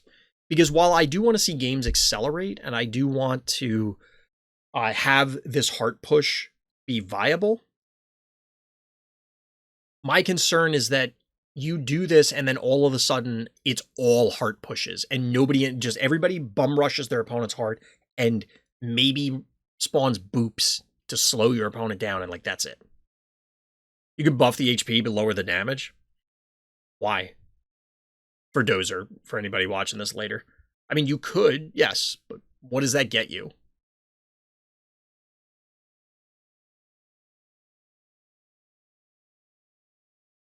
I would, chat, for the record, I would not be surprised to learn that basically 100% of the cast is right around 50%. If we're talking overall win rates. Just by sheer weight of numbers, it's probably all around 50%. If you look at StarCraft, an imbalanced matchup, so Zerg, Protoss, Terran, everybody would assume if it's perfectly balanced, they would all be 50-50 against each other, right? If you had a 52 to 48 matchup percentage, that was wildly out of balance. Like, people would lose their minds over that. I would not be surprised to learn that we're talking like 1 percentage point or tenths of a percentage point when we're talking win rates across the board. That's why I was mentioning earlier that it's salient at what levels: collection, stress level, and skill level, I think, for all of these discussions.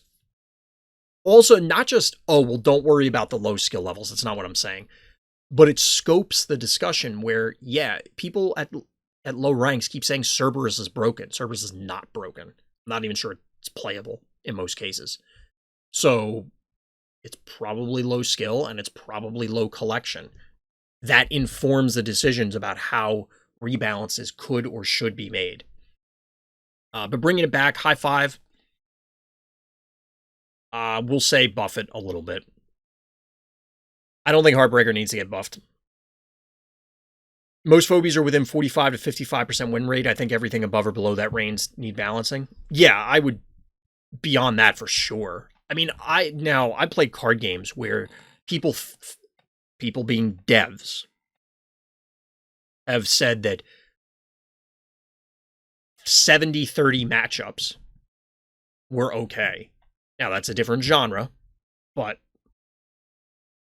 we all have to like you have to be careful about certain things of like what we're talking about here. Heartbreaker, I don't think needs a buff. I did see, and Carsicles, I don't think is here in order to defend this. They were talking about a rework that Heartbreaker cannot drop things in the abyss, and therefore you could lower the cooldown and stuff. I think Heartbreaker's mostly fine. I think Heartbreaker is a strictly map balance phobies or phobie. You balance it via what the map pool is. The once lore, it's completely asinine. Xylo, it's ridiculous. It's really good on Hold Still. Other maps, it's not nearly as powerful, but I think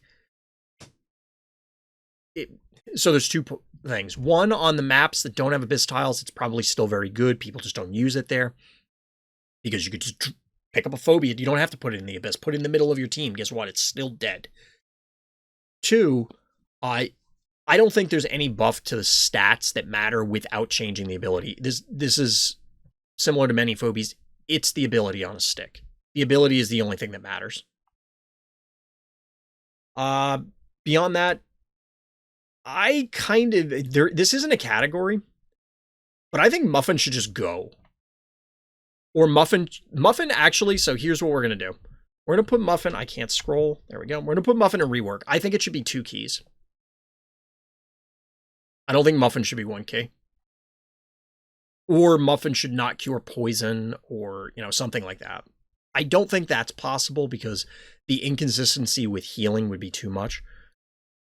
But I think Muffin needs a rework in the sense of changing the key value or something, or a nerf in some way. For the most part, the 1 keys I'm going to ignore because to me, they're mostly interchangeable. I know other people feel differently, but I'm just not going to waste time on those. Creep, I think, is fine. It hits the breakpoints it needs. Eternal Night is mostly fine. There's an argument to maybe buff it a little bit, but I'd have to look at breakpoints. I don't see enough Bad Omen, but honestly, I feel like this could get nerfed, but I don't see it enough, so we'll leave it alone. I think Finnegan could use a slight stat buff. I'm going to put Squiggles in the buff category also. But this is a rehash of my concern about High Five, where Squiggles clearly has one purpose, right? If you make it good enough to use on a regular basis, in addition to that one purpose, it's highly dangerous.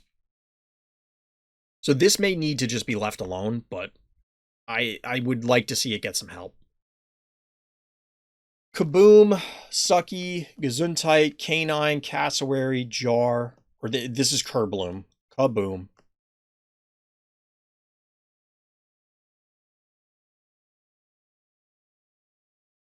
All these other ones I think are fine. We're going to skip right to Stabby. Stabby, I think, needs a nerf because I think it completely outclasses Bo Mangles. I have never once thought I want Bo Mangles instead of Stabby, including when they had poison stuff on the board. Maybe when they had disease stuff. Squirrel seems to do well in our data, very surprising to me. I wonder how much it's skewed by that one map. One of the newer ones. And Moai. Like, I'd love to see a breakdown in, like, more granular detail of a lot of the phobia usage and value, because I wonder, is something like Squiggles buoyed by, like, 2 or 3 maps where it just annihilates people versus other maps where it's never used? I'm gonna ping in Discord chat. And not what I was thinking it was. So back to Stabby.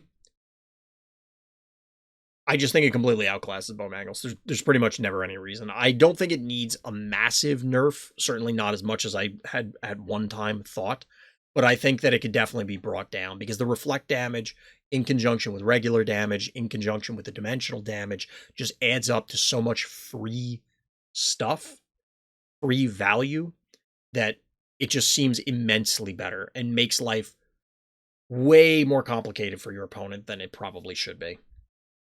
Comparatively, I think Bo is fine. Spud. I feel like Spud could use a slight buff. Not an enormous one, but like a little bit more damage. I wouldn't be too unhappy if that happened. I want to say Unbearable needs help. But I think this is dangerous, where if Unbearable got more damage, which I think is the big problem, it might be oppressive. I'm torn on that one. But I feel like it needs a little bit of help. Poison Ivy, I think, is fine. Ginsting, Daisy, Honey Bear. There's an argument to nerf Innocuous slightly.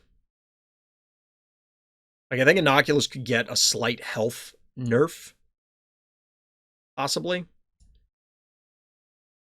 I think it can be just a little, but I'd have to... This is something that personally, for me... Fire Ant and the nerf, yeah, we haven't gotten there yet. I think this is difficult for me to determine due to levels. I think there's something there that, like, maybe it's fine and I'm being influenced by levels, but I could see an argument that that's there. All right, chat, we're back. This should be one of those 24/7 streams just trying to reconnect to the Phobies title. It'll be 24 hours Murder Wing flying. All right, so where were we? Moly Bully, fine. Sheep, fine. Well, honestly, I think Sheep could use a little buff. I think if Sheep should have a little bit more health.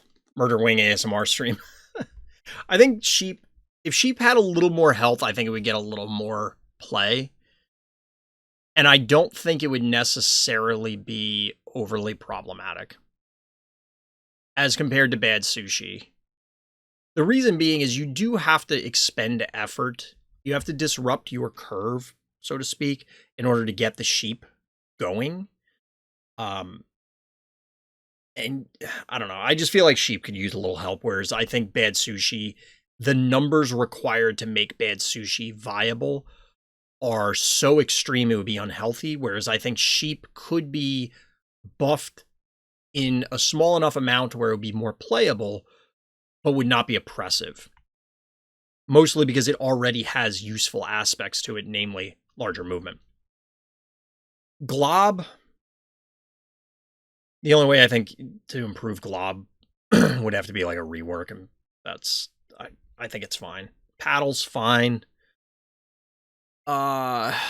Firkin, sure. I don't like Firkin in general, but I think it's a necessary evil because I think the ability has to exist in order to fight a lot of things. Arguably, there might need to be a second Firkin ability. Noxious, yes, it's fine. I think Klopster needs a buff. I think Klopster should have more damage. Klopster's damage is absolutely anemic. And I almost feel like it should be able to one-shot Jar. I'm pretty close to saying it should be able to one-shot a Jar. And maybe you just drop the health to compensate. But I think Klopster needs help.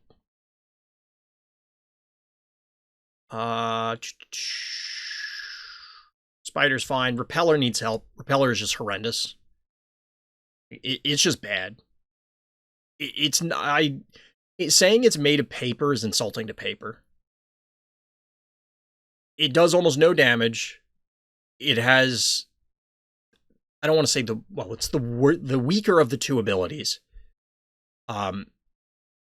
Compared to a tractor, and it's more costly than Innocuous.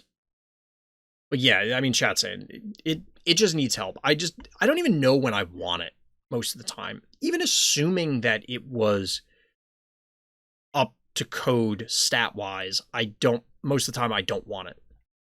So Repeller absolutely needs help. Smiley, fine. Cyclops, Hevo, Baba Yaga, Wooly Bully. Somebody was talking about Wooly Bully earlier. Wooly Bully could arguably stand for a buff. Oh, I thought I sent a message like 45 minutes ago. My wife called and have been AFK. No problem, Carsicles. Wooly Bully, I think is fine. You could argue maybe it needs a slightly better power down, but being the ranged mobile one might be too dangerous. I almost want to say Droney needs a slight buff because there's a breakpoint that I thought, but I can't remember what it was. It might have been another level thing, but this is fine. Quagmire, I think, is one of the poster children for, yeah, this is powerful enough that it's fun, but not oppressive. Alistor, based on how often I see it, it's arguable that maybe the nerf from last year went too far, because I almost never see it. But personally, I think Alistor is a miserable phobie to fight against. I'd rather Alistor be so bad it's unplayable, which I'm not saying it is, but I'd rather Alistor be so bad it's unplayable than to be a regular staple. Puff, I have no idea. Piscetti, I think, needs a buff. I think Piscetti is awful. I know people love to tout the surprise disease, but Morty can't one-shot a Repeller on level, obviously needs a buff, clearly. See, that's tying it all together, DT. It's unifying all the different threads. So for Piscetti, I just don't care. There's like no reason to ever use this thing. I get the surprise disease thing. That comes up so rarely, and even when it does, it's almost irrelevant, because it's like, hey, you spent 6 keys to deal 200 damage a turn. Like, who cares? I don't know that a buff is going to fix it, though. That's the issue. It's statistically just giving it more damage or giving it more health isn't necessarily what it needs. I could see leaving it alone. We'll put it in the buff category. Just, or I'm trying to make it more even, I guess, because I feel like I'm indifferent to a lot of these. Crushmore's fine. Scritch. Okay, so I'm going to put Scritch in buff only because I want the ability buffed, but not like a full rework. This is mostly to differentiate it from Gonzo. I think if we're nerfing Gonzo, then maybe you don't need to do anything for Scritch. But we're going to go with that for now, so people have an idea. I think Scritch needs something to help separate it from Gonzo to justify its existence. Octopus fine, Jeeves fine. Rambo, I think, could use a little bit more health. As someone who's owned Scritch long before Gonzo, I think he's pretty well balanced. It's possible. I mean, like I said, it's really just the differentiation. Like, I could see it staying if Gonzo's nerfed appropriately. When I play Gonzo, the return is ridiculous. Yeah, I mean, that's going to happen. I think Rambolina needs a little bit more health. Not a lot, but, like, it just feels super fragile. When fighting against Scritch, I feel like it's balanced. That's fair. I mean, I could see this. I'm not, like, super sold on the buff, so we'll leave it there. I'll agree with chat. But Rambo, and just because it's here, Mr. Tramples, I think Mr. Tramples is borderline terrible. And I think it needs help. The issue is this is another one where it's super scary for both of them, that maybe a buff puts them into categories where they're just absurd, but they both feel like they need a little help. I'm never threatened by a Mr. Tramples. It definitely manipulates my play, because you have to conga line your team or line up with obstacles or do these things, but for Primate, my thought was to remove the cooldown on his ability. It would give him an interesting flavor difference from Castaway without making him crazy. That just makes him a ranged phobie, sort of.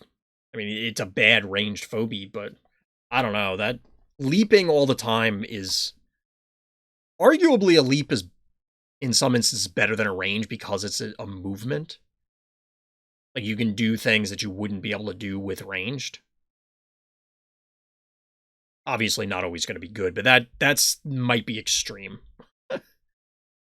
But yeah, the not Frog brothers, I think both could use some help.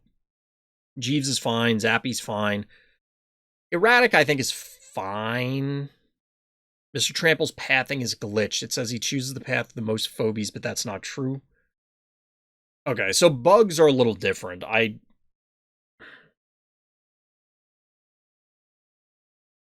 We'd have to figure out whether we assume that the bug gets fixed or not. Personally, I think this is similar to Charon, where it'd be nice if you could just manually select, I want you to go this way. But I don't know if that's technologically feasible with the current game. No, like that just may not be an option. But that would obviously, because that's a balancing factor in other games, whether it's allowing a player to, which player choose, like, is there a choice? Which player chooses?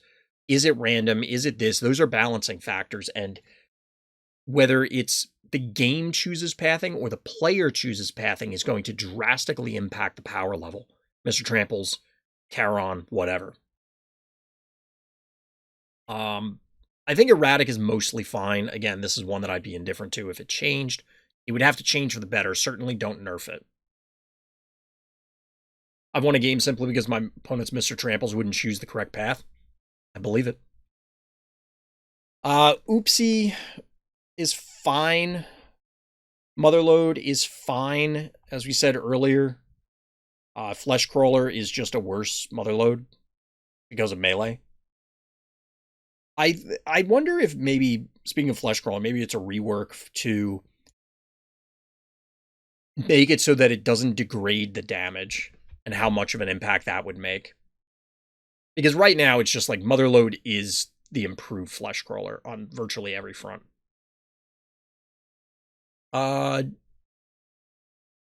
Pterodactyl Brony, fine. Blasto, I don't see Blasto like ever, and from what people are saying who have used it, it's just not very good. But it's another one that's, what am I going to do? Boost the damage and the health? That's not really fixing it. I think this is one where you just leave it alone because it's where it has to be. There's nothing else you can do. Similar to the next one, Russell. I've won a ton of games with Russell. Like, I might be single-handedly bringing up the Russell stats. And that's not me, like, breaking my arm trying to pat myself on the back. I don't think there's any way you can change Russell other than a rework that isn't going to be intensely dangerous. Way too dangerous. Like, don't do it. You'll ruin the game dangerous. I have no idea what to do with Flesh Crawler. He's pretty useless, but he's hard to make useful without making him crazy. I think not degrading the damage is step one. We'll see how that goes. But so like, make him tankier and make him like all in on his ability, maybe. So that like he doesn't output as much damage normally. Sort of thing, like, I guess. I don't know. Or just rework it, but I mean, this is a Flesh Crawler is another one in the category of, okay, so we have a melee Motherload, and that's a bad phobie. All right, well, we have that intersection. Melee, AoE ability centered around the phobie. Check it off the list. It doesn't work. Grimes, I'd like to see get a heal when he kills to help his durability. Right now, he can't really get value like he needs to and tends to die the turn after he attacks. Brilliant. I'd like to see his swap be a toss so it has a unique niche. I think the swap already is unique enough. I don't agree about Grimes. I agree he dies, but I think that's fine. I don't think Grimes growing and healing, like, that just sounds super dangerous. That sounds ridiculous. Like, I mean, either it's a meaningless heal or it's a heal that's going to be problematic. I think. Yeti, according to DT, is the best freeze phobie. I don't know about that, but I think it's fine. It might need a slight HP buff. I think it does decent damage output. The problem is buffing its HP is dangerous. Heartbreaker, I think, is way too slow in this game, even on standoff maps. He gets 1 to 2 pulls, and his pull is terribly outclassed. I did comment, I think, while you were AFK, Karst, about, because I saw your suggestion about preventing it from dropping in pits into abyss tiles. I think that's fine. I'm absolutely fine with it being 1 to 2 pulls per game, and we haven't gotten to the Akira stuff yet. It's absolutely outclassed by Akira, but that's because Akira outclasses literally everything in the game. I don't think that's a fair comparison. It's like saying, well, this player is the best defensive end in the NFL, and over here we have a flaming bag of dog poop. Which is going to be better at rushing the quarterback? I'll tell you right now, my money is not on the flaming dog poop. Like, dog poop, it has flames. Like, we're not going to Billy Madison this. It's not going to work. But in all seriousness, we'll talk about it when we get to Akira, but like, I just don't think it's a fair comparison. Chuck, fine. Smother Mother, I do think Smother Mother's fine. Blondie, Eldred, oh, these are all ones. Okay, so this is kind of where I'm at. Again, a lot of these, I think there's an argument to buff almost every phobia in the game. If you buff the damage output. Now that'll play havoc with breakpoints. But the reason being, and it would be easier to just lower the heart health, but make that a more viable strategy to just go, oh, you're below this threshold, I'm going for the heart. That forces, if nothing else, it forces people to then react in a different way. Because my opponent's going for a heart push, I need to try and defend. That vacates the panic points that I was holding. Your opponent could then react by taking the panic points, and you get this cyclical nature of people trying to push different avenues as opposed to standing there staring at each other. Now, maybe it introduces other unhealthy aspects of the game, but I don't know. We talked about the reorganization. Unicorn, I actually think is fine.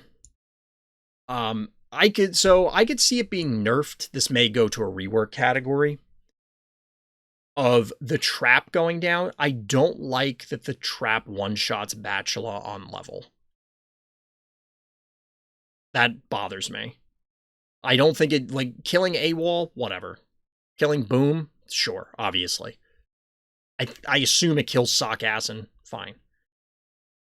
I don't think it should kill the basic one-drops. I don't know why that irks me so much, but it does. It really bothers me, and I don't think it should. And that would obviously impact other stuff. I understand how Unicorn can slow down games. I don't think it's that big of a deal. Fetch needs a small SA. Pull phobies are pretty much well differentiated. Push phobies are not. The only thing separating Fetch, Slammerhead, and Finnegan is stats. It would be cool if their push moves were all different, with Fetch pushing 2 hexes and Slammerhead having an AoE push. Now you have a reason to play all 3 of them. I think they already are differentiated.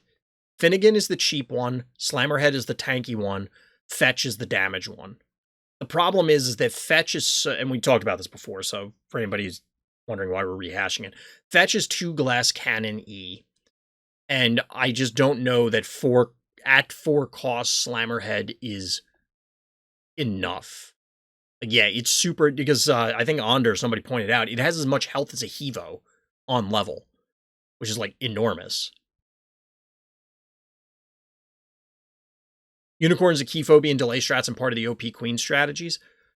I think that's fine. Like, I don't necessarily disagree with the Queen strats, which we're obviously coming to in short order, existing.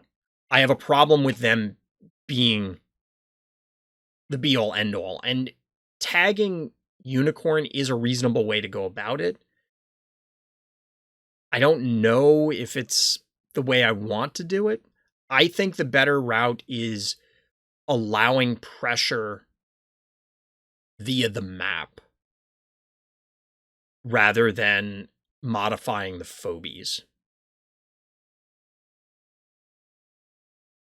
I think traps in general are problematic. Like, I still am of the opinion that they need to revert the bug fix from over a year ago where you can't see the trap cooldown. Now, that's somewhat neither here nor there for this, but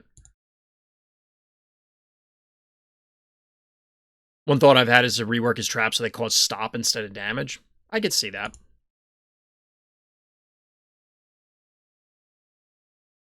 I agree Unicorn is way more value than it probably, or it's way more value than its peers. I don't know that the value it provides is out of sync, though. And the reason I say that is, should Unicorn be nerfed, or should the other 2 keys all be buffed? The more efficient thing would, of course, be to nerf 1 instead of buffing 10 or however many. But I don't know. I don't know. If Unicorn were to get nerfed, fine. I think that's fine. I think Cassowary is a great standard for 2 keys to exist at. I think that's true. I think that's absolutely true. It does feel, and this goes to, like, you'll commonly hear me say that one player has more buttons to press than the other, so they're at an advantage, and Unicorn absolutely plays into that. It could probably just lose the trap altogether, to be perfectly honest. It's possible it could lose the trap altogether. I don't know if a 2-move, 2-range, 2-cost phobie, no extra stuff, just 2-move, 2-range, is viable or possible. It might be too good. I don't know. I don't know the numbers it would have to be at. If Unicorn had no trap, you'd still be played for sure. It might need some help on numbers. It's still a 1-mover, but it is ranged and it is cheap. And I think the thing is that the traps, they do matter, but most of the time they're irrelevant. It's really just that it's ranged. So maybe if it, to remand my own argument, if we just straight up nix the trap, maybe it doesn't matter. I mean, don't get me wrong. There are times oops, I set up an entire minefield and somebody steps on a trap. Like, the traps do change games. But most of the time for Unicorn traps, it's, okay, it's going to be in this general area. Step on it with a 1 key. If Unicorn had no trap, I would play it just as much in this exact same way. Yeah, as I'm thinking out loud, I think that's probably true.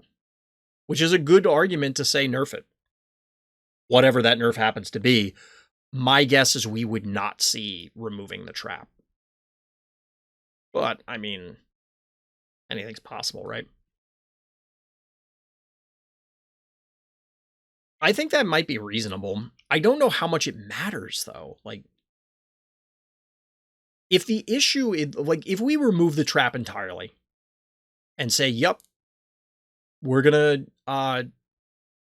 just gonna make it a 2-cost range phobie, would it not be better to then nerf the damage on it?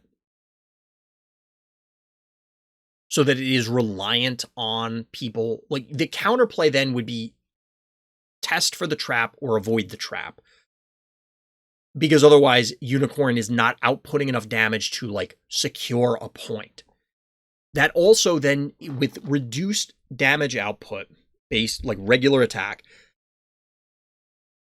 it forces the traps to be placed in specific positions. Like, you will need it to be on the point in order to ensure that you kill something.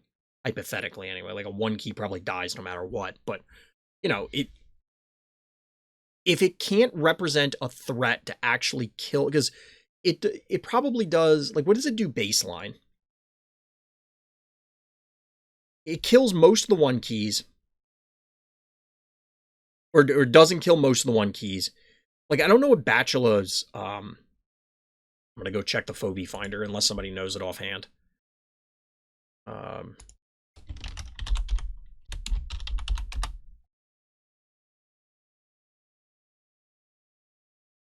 All right, so it's 500 damage on the trap, 360, so it's 1220. Whoop. Unless I miscounted that. That means it almost solos a Jin Sting if Jin Sting steps on the trap and the corn is in range on level. Maybe just debuffing The damage output is the way to go.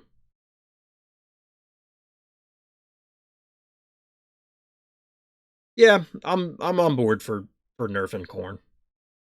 I'm on board for Nerf and Corn. Gonzo, to me, the biggest thing is differentiating it. Oh, hold on. To me, the big power of Unicorn is just that once he's out, I'm afraid to approach a single trap landing early game will lead to a snowball loss as I'm now down a phobie.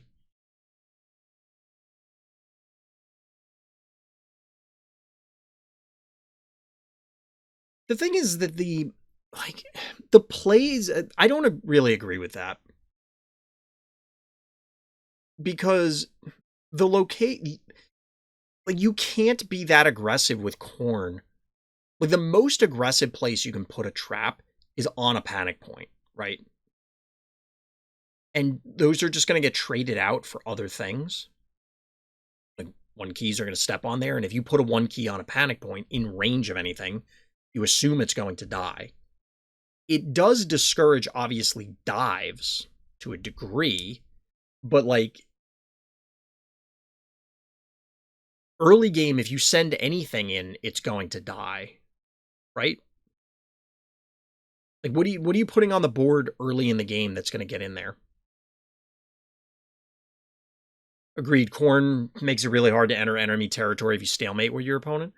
Well, that's not later in the game, yes, but that's not where Hearts of Clays is talking about right now. I mean, I agree with that part that Unicorn drags it out because you can't risk an invade. I don't think it's true in like a trap landing in the early game. That was the part that I was contesting.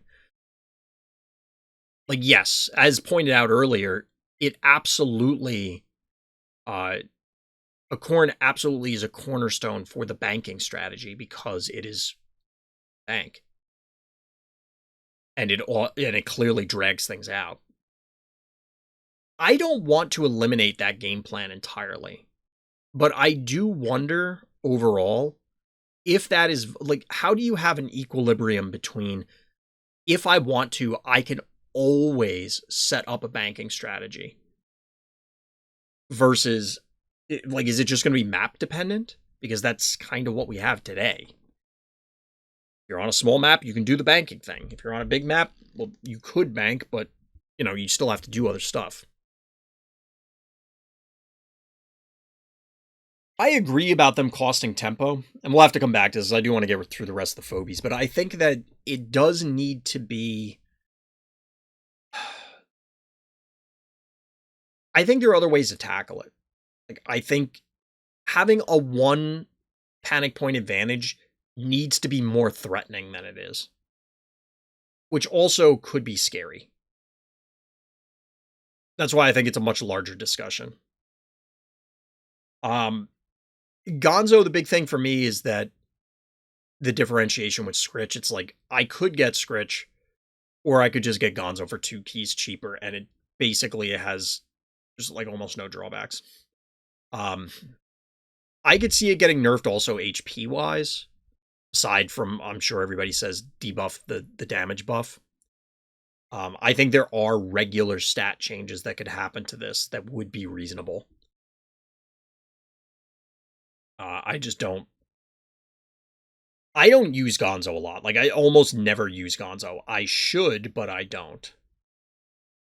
But Gonzo, I think, does represent too much value for what it is. I don't think there's many people who argue otherwise. Bluelian.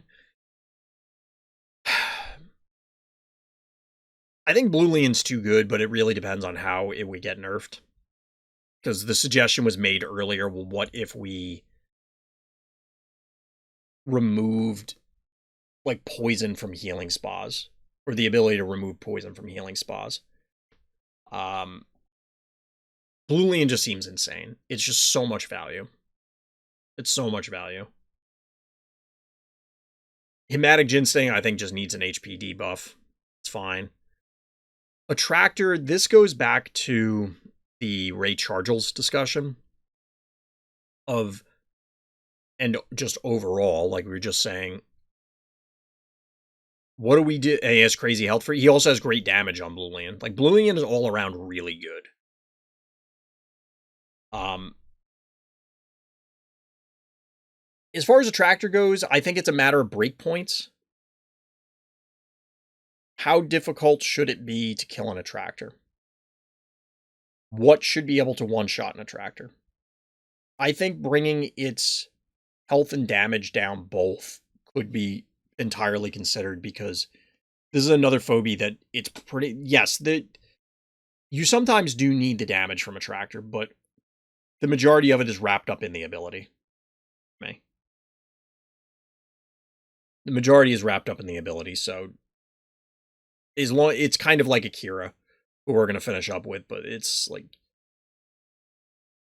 it's not as bad as Akira, where it could be 1 health and 0 damage and still be busted, but like, what will get nerfed from Bluelian just got back in the stream again. I said it depends. There was a discussion about potentially reworking healing spas so that they don't cure poison, for example, or maybe they just heal less. You could make the healing spas that from Bluelian explicitly be like a different color, and then they heal less.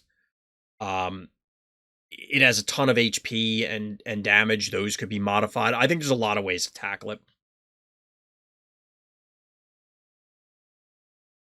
Attractor is the only phobia that I want to triple nerf for. Lower HP, cooldown increase 2, and no AoE. Those changes, I think it would still get used over Octonaughty. I also recognize I'm biased. Sometimes Attractor feels omnipresent. Some of All Fears 3.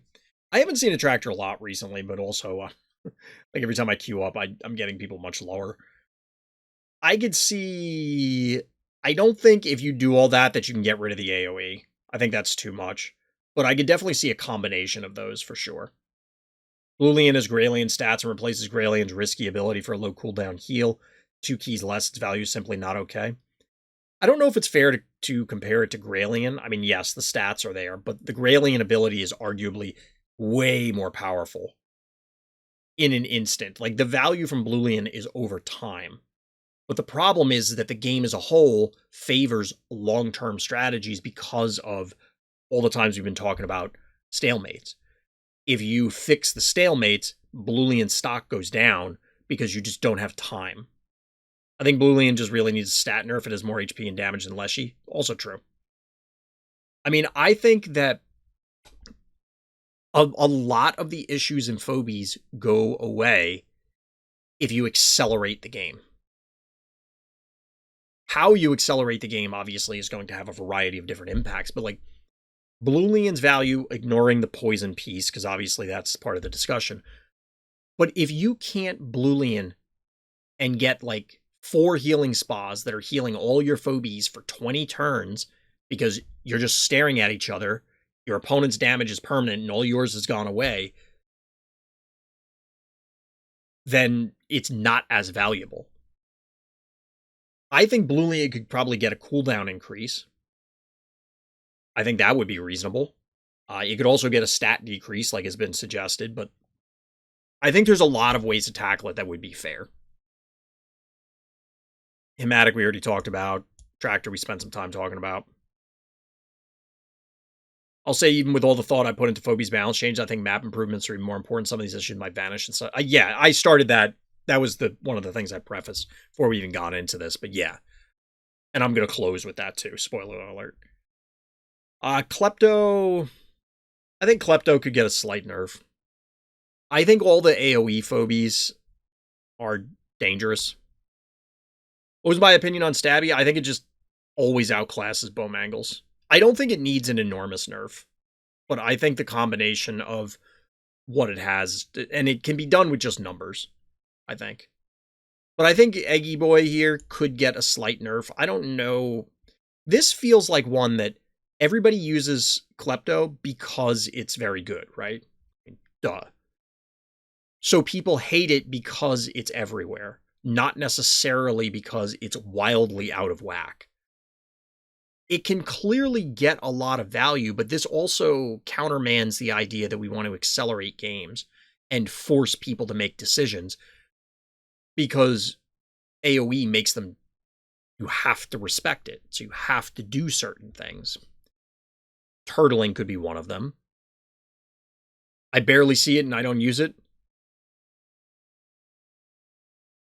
The lie detector test determined that that was a lie. That's just not true. Maybe you don't use it, but you don't see Klepto? Not possible. Like, that's just not true. I feel like one of those daytime shows.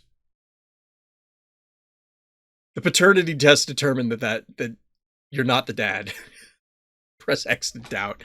Yeah, I mean, I'm laughing and I'm joking about it, but like, yeah, that just can't possibly be true. Um, I could see Klepto getting a nerf. I'd have to look at the breakpoints again. I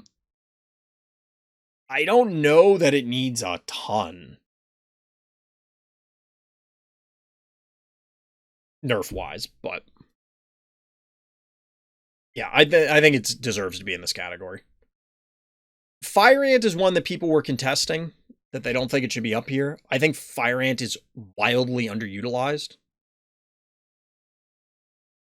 I think for every AoE damage phobia, I would prefer health nerfs over damage nerfs to encourage offensive play. For Klepto, small health nerfs is probably adequate. That's what I'm thinking. Yeah, health nerfs would be better. But when Klepto spawned, is that a Hematic Gin Sting? I mean, Hematic in both of these, yeah. This one definitely. Like, why is this thing so freaking tanky? Fire Ant, I feel like it's wildly underutilized. I don't know if it necessarily needs a nerf because it's so underutilized. I'm just not sure.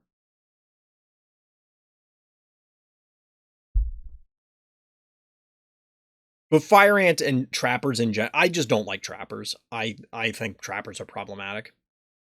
Fire Ant is so gross, he's actually one of the best in my opinion, but I think people just don't commonly like trap gameplay because it's so slow, but there's no real counter answer to Fire Ant. Yeah, I kind of agree. If electricity got the Cartridge's rework, how would that make erratic? Same thing. It would still be impacted by it. If we needed, we'd have to see what the exact numbers for the rework are. I spawn Hematic every time that I don't use Klepto. Fair enough. I believe you when you say you don't use Klepto. I don't believe you when you say you don't see Klepto. Yeah, I would use Hematic a lot more, but mine is underleveled. Like single digits. I think Fire Ant is very, very good. I don't know if it's nerf good. Fire Ant just constantly feels awkward because of the way the traps are. But I would be fine with nerfing trappers in general, for the most part. Hevo 2.0. I think this is 2.0. Yeah, because this is 1.0. This is 2.0. Does that really need to get nerfed?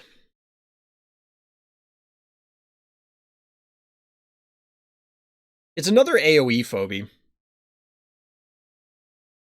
I could see nerfing some of the ability.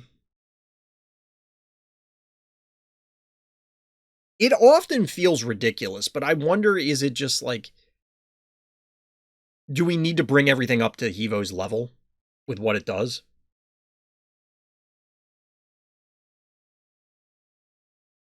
Two point oh, I'm not sure about. The devs changed the push logic recently. Did they really? I completely missed that if they did. 2.0 is good on non-abyss maps too. Like any map where, which is basically every map, any map where lobs are valuable, like say you're on Opticon, that has no abyss, but that's still valuable there. I think Hevo's fine. Like, it's really good. It's really good. But I don't think it has to be nerfed. Interactions that used to work on with 2.0 on Xylo have changed now. Interesting.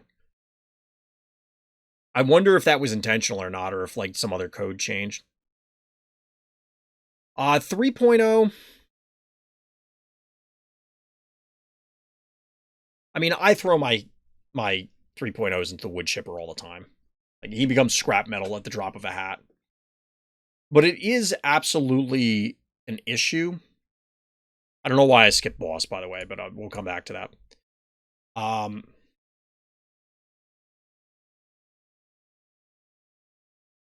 The weird thing is when you're talking about a 9 key, the most expensive phobies in the game, they need to justify the tempo loss.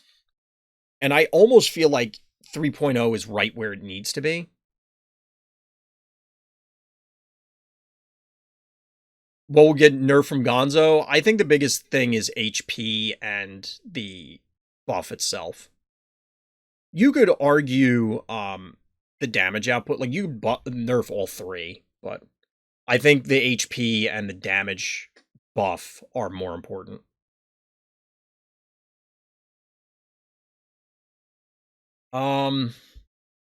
As far as 3.0 goes, I'm borderline saying it's fine. Because I think the 9 costs need to justify themselves.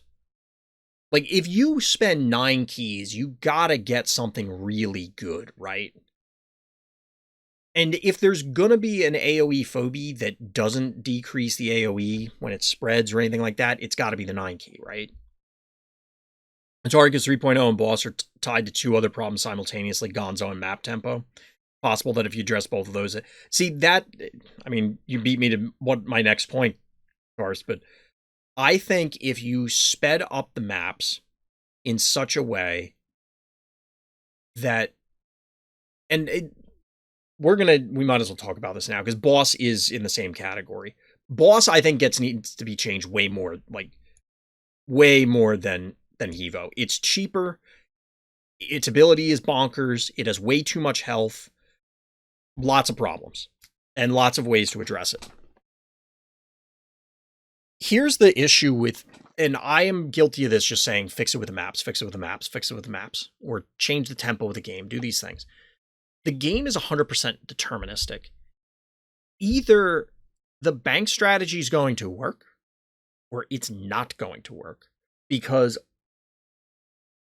the pieces are all there. It's not like a card game where there's a chance that, oh, well, I don't draw my ramp card. I whiffed on my removal.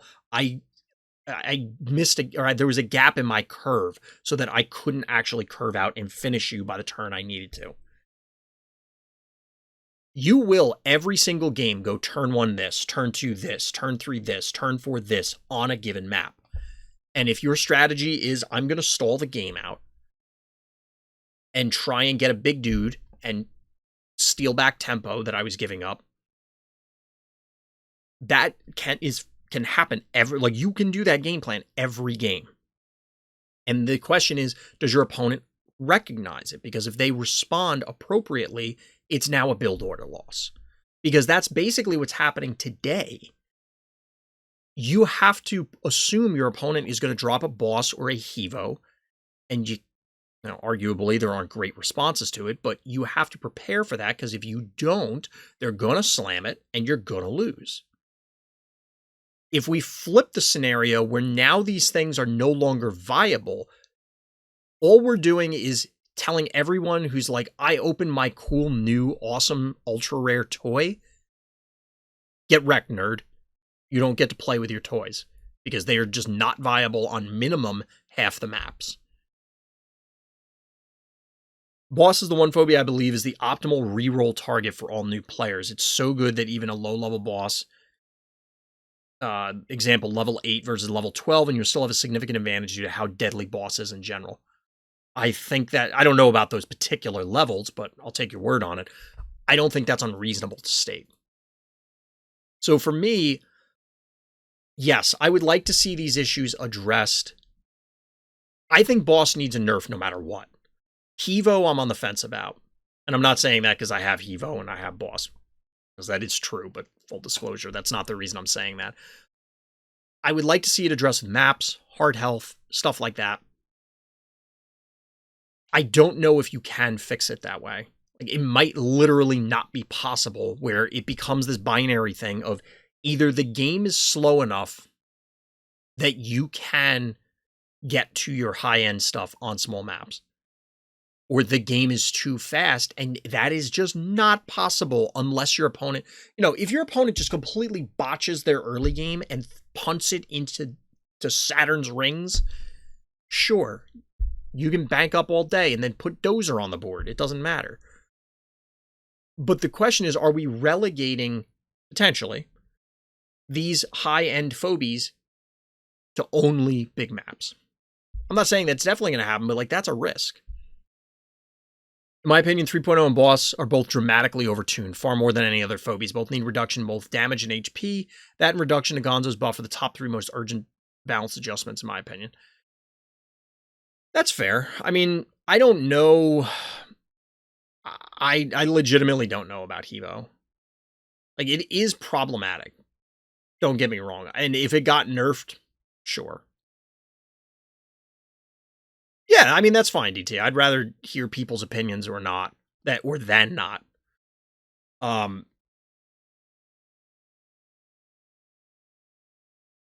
Like, it's tough for me to say Hevo is... Boss seems super busted, but I also don't have Boss, so I haven't been able to play it and understand the scenarios where things challenge Boss. Compared to Hevo, who I've thrown tons of games, mostly because I'm not paying attention. I do it on stream all the time. I did it earlier tonight. I just throw Hevo away because it's like, it has a ton of HP. It'll live. And then it's like, oh no, it's actually dead. So I understand how fragile it could be. But if somebody's paying attention and playing for realsies, that's not going to happen. And then Hevo takes over a game. But I agree with Carsicles that the bottom of the line is they are overtuned because there's no way to punish. Like, the answer to them should be push your opponent earlier, but you just can't do that in most game states. So if the only option is nerfing them, nerf them. I'd like to explore other ways to address them, but I don't know if that's feasible. What did Hyper conclude when he swapped from Boss to 3.0? I know he did that for a while as an experiment. I recall him feeling out there's effectively no difference in terms of how his power played out, but I'd like confirmation. I don't know. I mean, I'm sure they're very close. Personally, I would lean towards Boss because it's cheaper. But it's not like Hevo is bad by any stretch of the imagination. Like I said, I'm not going to lose any sleep if Hevo got nerfed also. Other than, like, general game-wise, if you nerf all the fun, cool toys, especially the ultra rares, it kind of sucks as an out-of-game thing. But I don't think that should factor into balance. It's a concern, but personally, I don't care. So the last one is Akira. You can just yeet this thing into the sun. I think this belongs down here in rework category based on what Karst has said in the past, which is make it localized, not map-wide. I don't agree that it's... Akira would pull you into the sun. Yeah, possibly. Or with the dimensional pull when it died, if I did it. Well, I guess if I booped it, it wouldn't count. If you made this localized, and the point I was going to say is that I don't think it is ridiculous to have global effects. I think it's fine, but you do have to be very careful because it does eliminate the board, which is a big portion of things. Like, that's the game, is managing the board. And a global ability just completely invalidates that. So if we leave it up here as nerf, so we're operating under the assumption that maybe it gets localized. Localized being it has brony range or something. I think this still gets played. It might need some stat adjustments then in order to accommodate, because I have heard from Akira users that it is surprisingly fragile. But I don't think Akira's healthy. I'm not joking when I say now Akira could have 1 health and 0 damage and still probably be broken right now. And that will bear out as incorrect over the long term. The reason I say that is people will get better playing with and against, emphasis on the latter, against Akira over time. We watched a Hakune game the other night where Hakune won with Akira, which is not sounding like it's going to help my argument, but whoever their opponent was did a great job, having no Akira, of manipulating the board state and almost pulling it out. Sort of. Realistically, I don't think Hakune was ever in danger, and the match was always going to favor them because inevitably, we watched whoever their opponent was, they were on like and subscribe and literally had their entire team lined up against the wall, and their Firkin still got killed thanks to an Akira pull. Like, that's just bonkers. Actually, I think the Firkin, like, everything else was up against the wall, and the Firkin might have been in front of something. So one of the center blocks got broken by a Gravedigger, Akira pull, a tractor pull, dead Firkin, and then from there the game was basically over. Because eventually Akira is going to get something else. I don't think Akira is healthy. I don't think Akira is a good idea for the game. I think it's just going to lead to really terrible scenarios over and over and over again. If we pulled the Akira matches, I think you'd see that I had something like a 90% win rate with this guy. It's just insane. I love Akira, but I think it would be much more reasonable with Brony range. Like you suggested, I also want other global effects unless you'd have Brony range. Just throwing it out there. Leshy would be okay. I don't think Russell, I think, has to be actually global. Russell would be 100% unplayable with Brony range. It's just horrendous. Or you'd have to, like, completely rework the stats in a really drastic way. Edgar would probably be better, because then you could buff the damage more reasonably, because your opponent is not like, oh, well, Edgar's down at the bottom of the map, and I'm all the way up at the top, and I'm still vulnerable. You could make it, like, Gonzo levels if it's centralized, and then, like, if you're deathballing your entire team while you're giving up the rest of the map, your opponent has counterplay options. I used Akira from level 1. It was still fantastic. I don't doubt it. That's exactly it. Once Akira's out, there's just no real way to address him. You have to charge in and beat it down before the pull happens. Basically, you can't. So, I mean, among other things, why does Akira not have a longer warm-up, but Heartbreaker does? That makes no sense to me. Akira moving your own team, like, the ability is just, there's no world in which this ability is fair. The answer, from what everybody says, is Firkin, but Big She has already proven that Firkin as the answer is not always great, because I have a threat, you have an answer. Well, I have an answer to your answer, and there's no way that you can stop my Firkin from connecting with yours and threaten the original threat. Yes, it forces your opponent now into 13 keys instead of just 9, or 12 if you're talking Mildred. But it's still a problem. Akira is the OP final boss, and that takes hours of grinding to beat. I mean, if you want to go Akira versus Akira, I guess, yeah. I think it's meant to prevent very long, drawn-out matches, but it's just me. I only face it twice and just surrendered. I agree. Similar to Attractor, it's supposed to be a stalemate breaker. And just a general, like, cool play maker. The problem is, it's just super one-sided. It's so reductive that I don't think it's more fun. And there are other ways to fix the stalemates. Like I said, have the hard health across the board. Every map, half hard health. That might even solve the problems with the other phobies. These guys.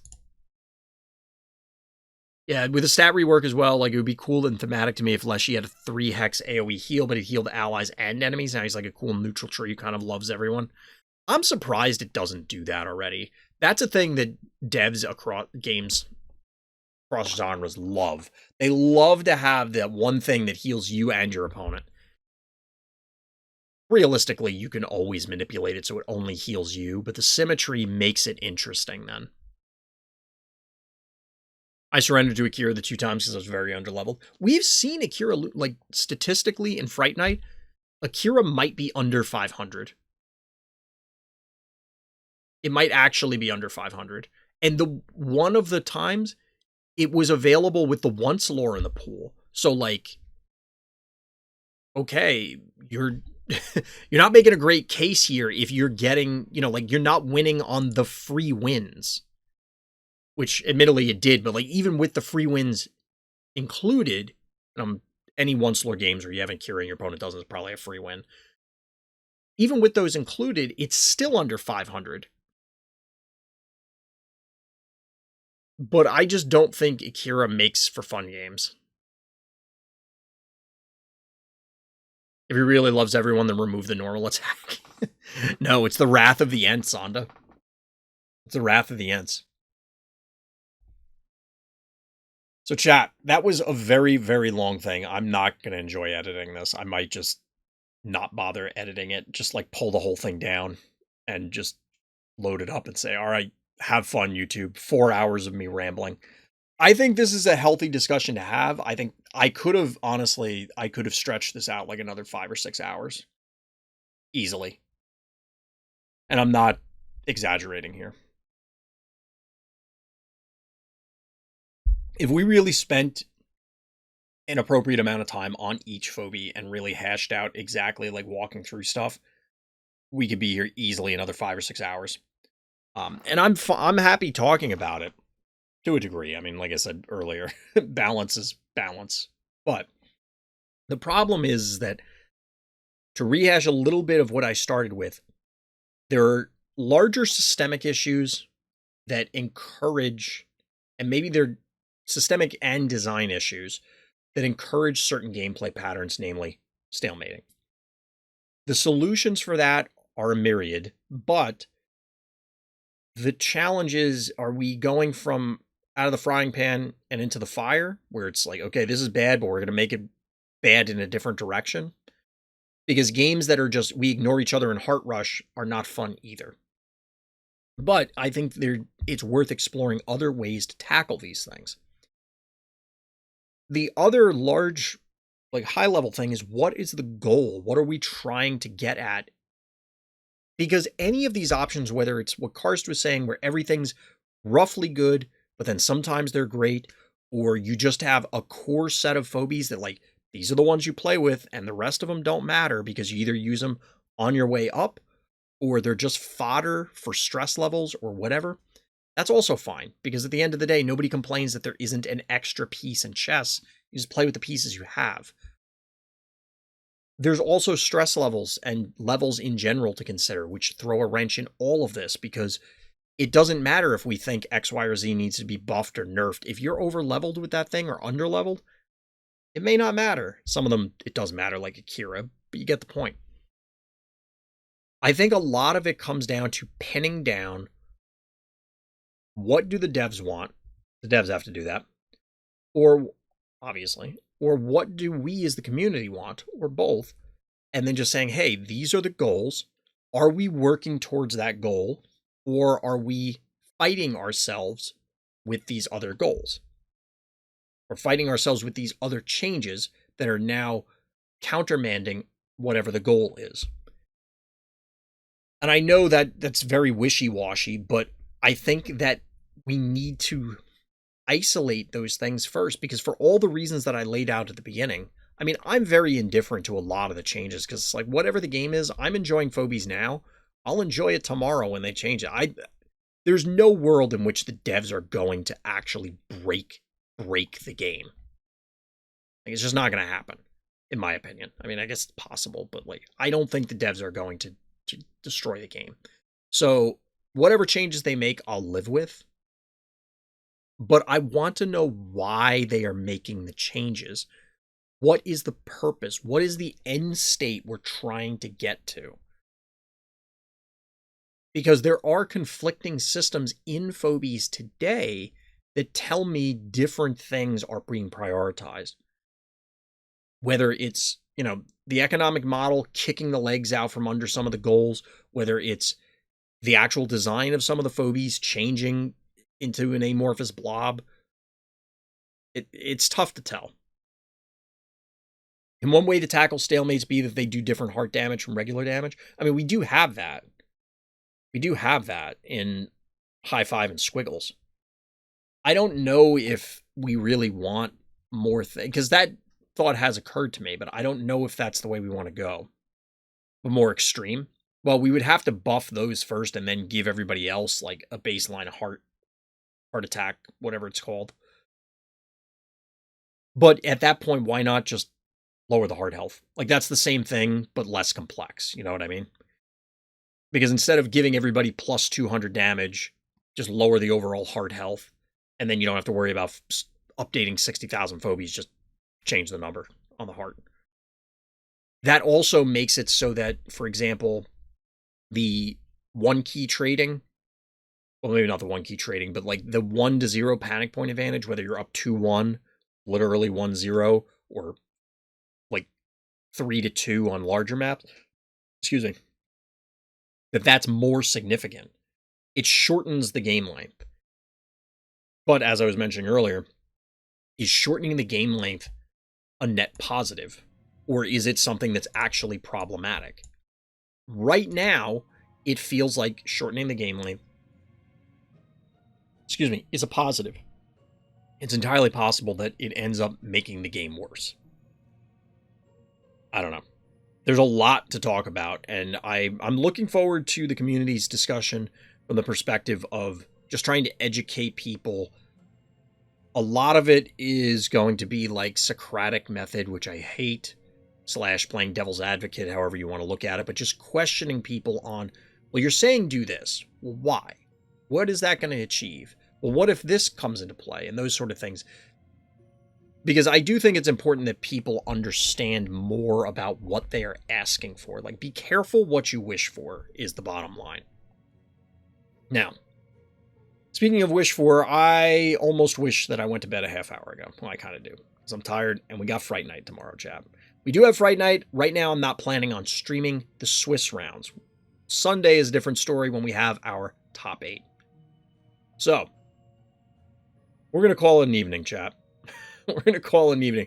I do plan on streaming tomorrow night. We might do some variety just so that, like, that way I can relax a little bit. I probably will not be in the frame of mind to actually play Phobies like I've talked about. I don't like playing it when I'm just, like, my brain is not there. Thanks for the good conversations. Absolutely. I like talking about this stuff, and I'm happy to keep talking about it. But like I said, chat, that is going to do it for tonight and for this video. Would rushing be too strong if Heart got help? That's my question, Rocket. That's my question. I legitimately don't know. It might be depending on the map. It might be depending on the map. Like Heart placement. We've seen similar problems already with some of the newer maps. So it wouldn't be unreasonable. Half might be too much. Maybe 75% is okay. We'll see.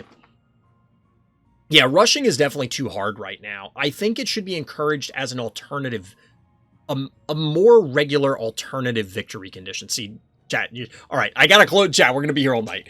I'm happy to talk about this, but I gotta be ready to run everything for tomorrow. But yes, remind me, chat. We'll talk about this another time. I think heart pressure should be a thing. And yeah, map structure comes down. Same thing.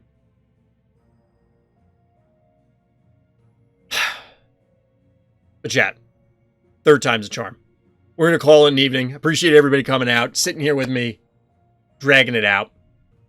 But that's going to do it. So as always, everyone, thank you for listening. Thank you for watching. And Black Lives Matter.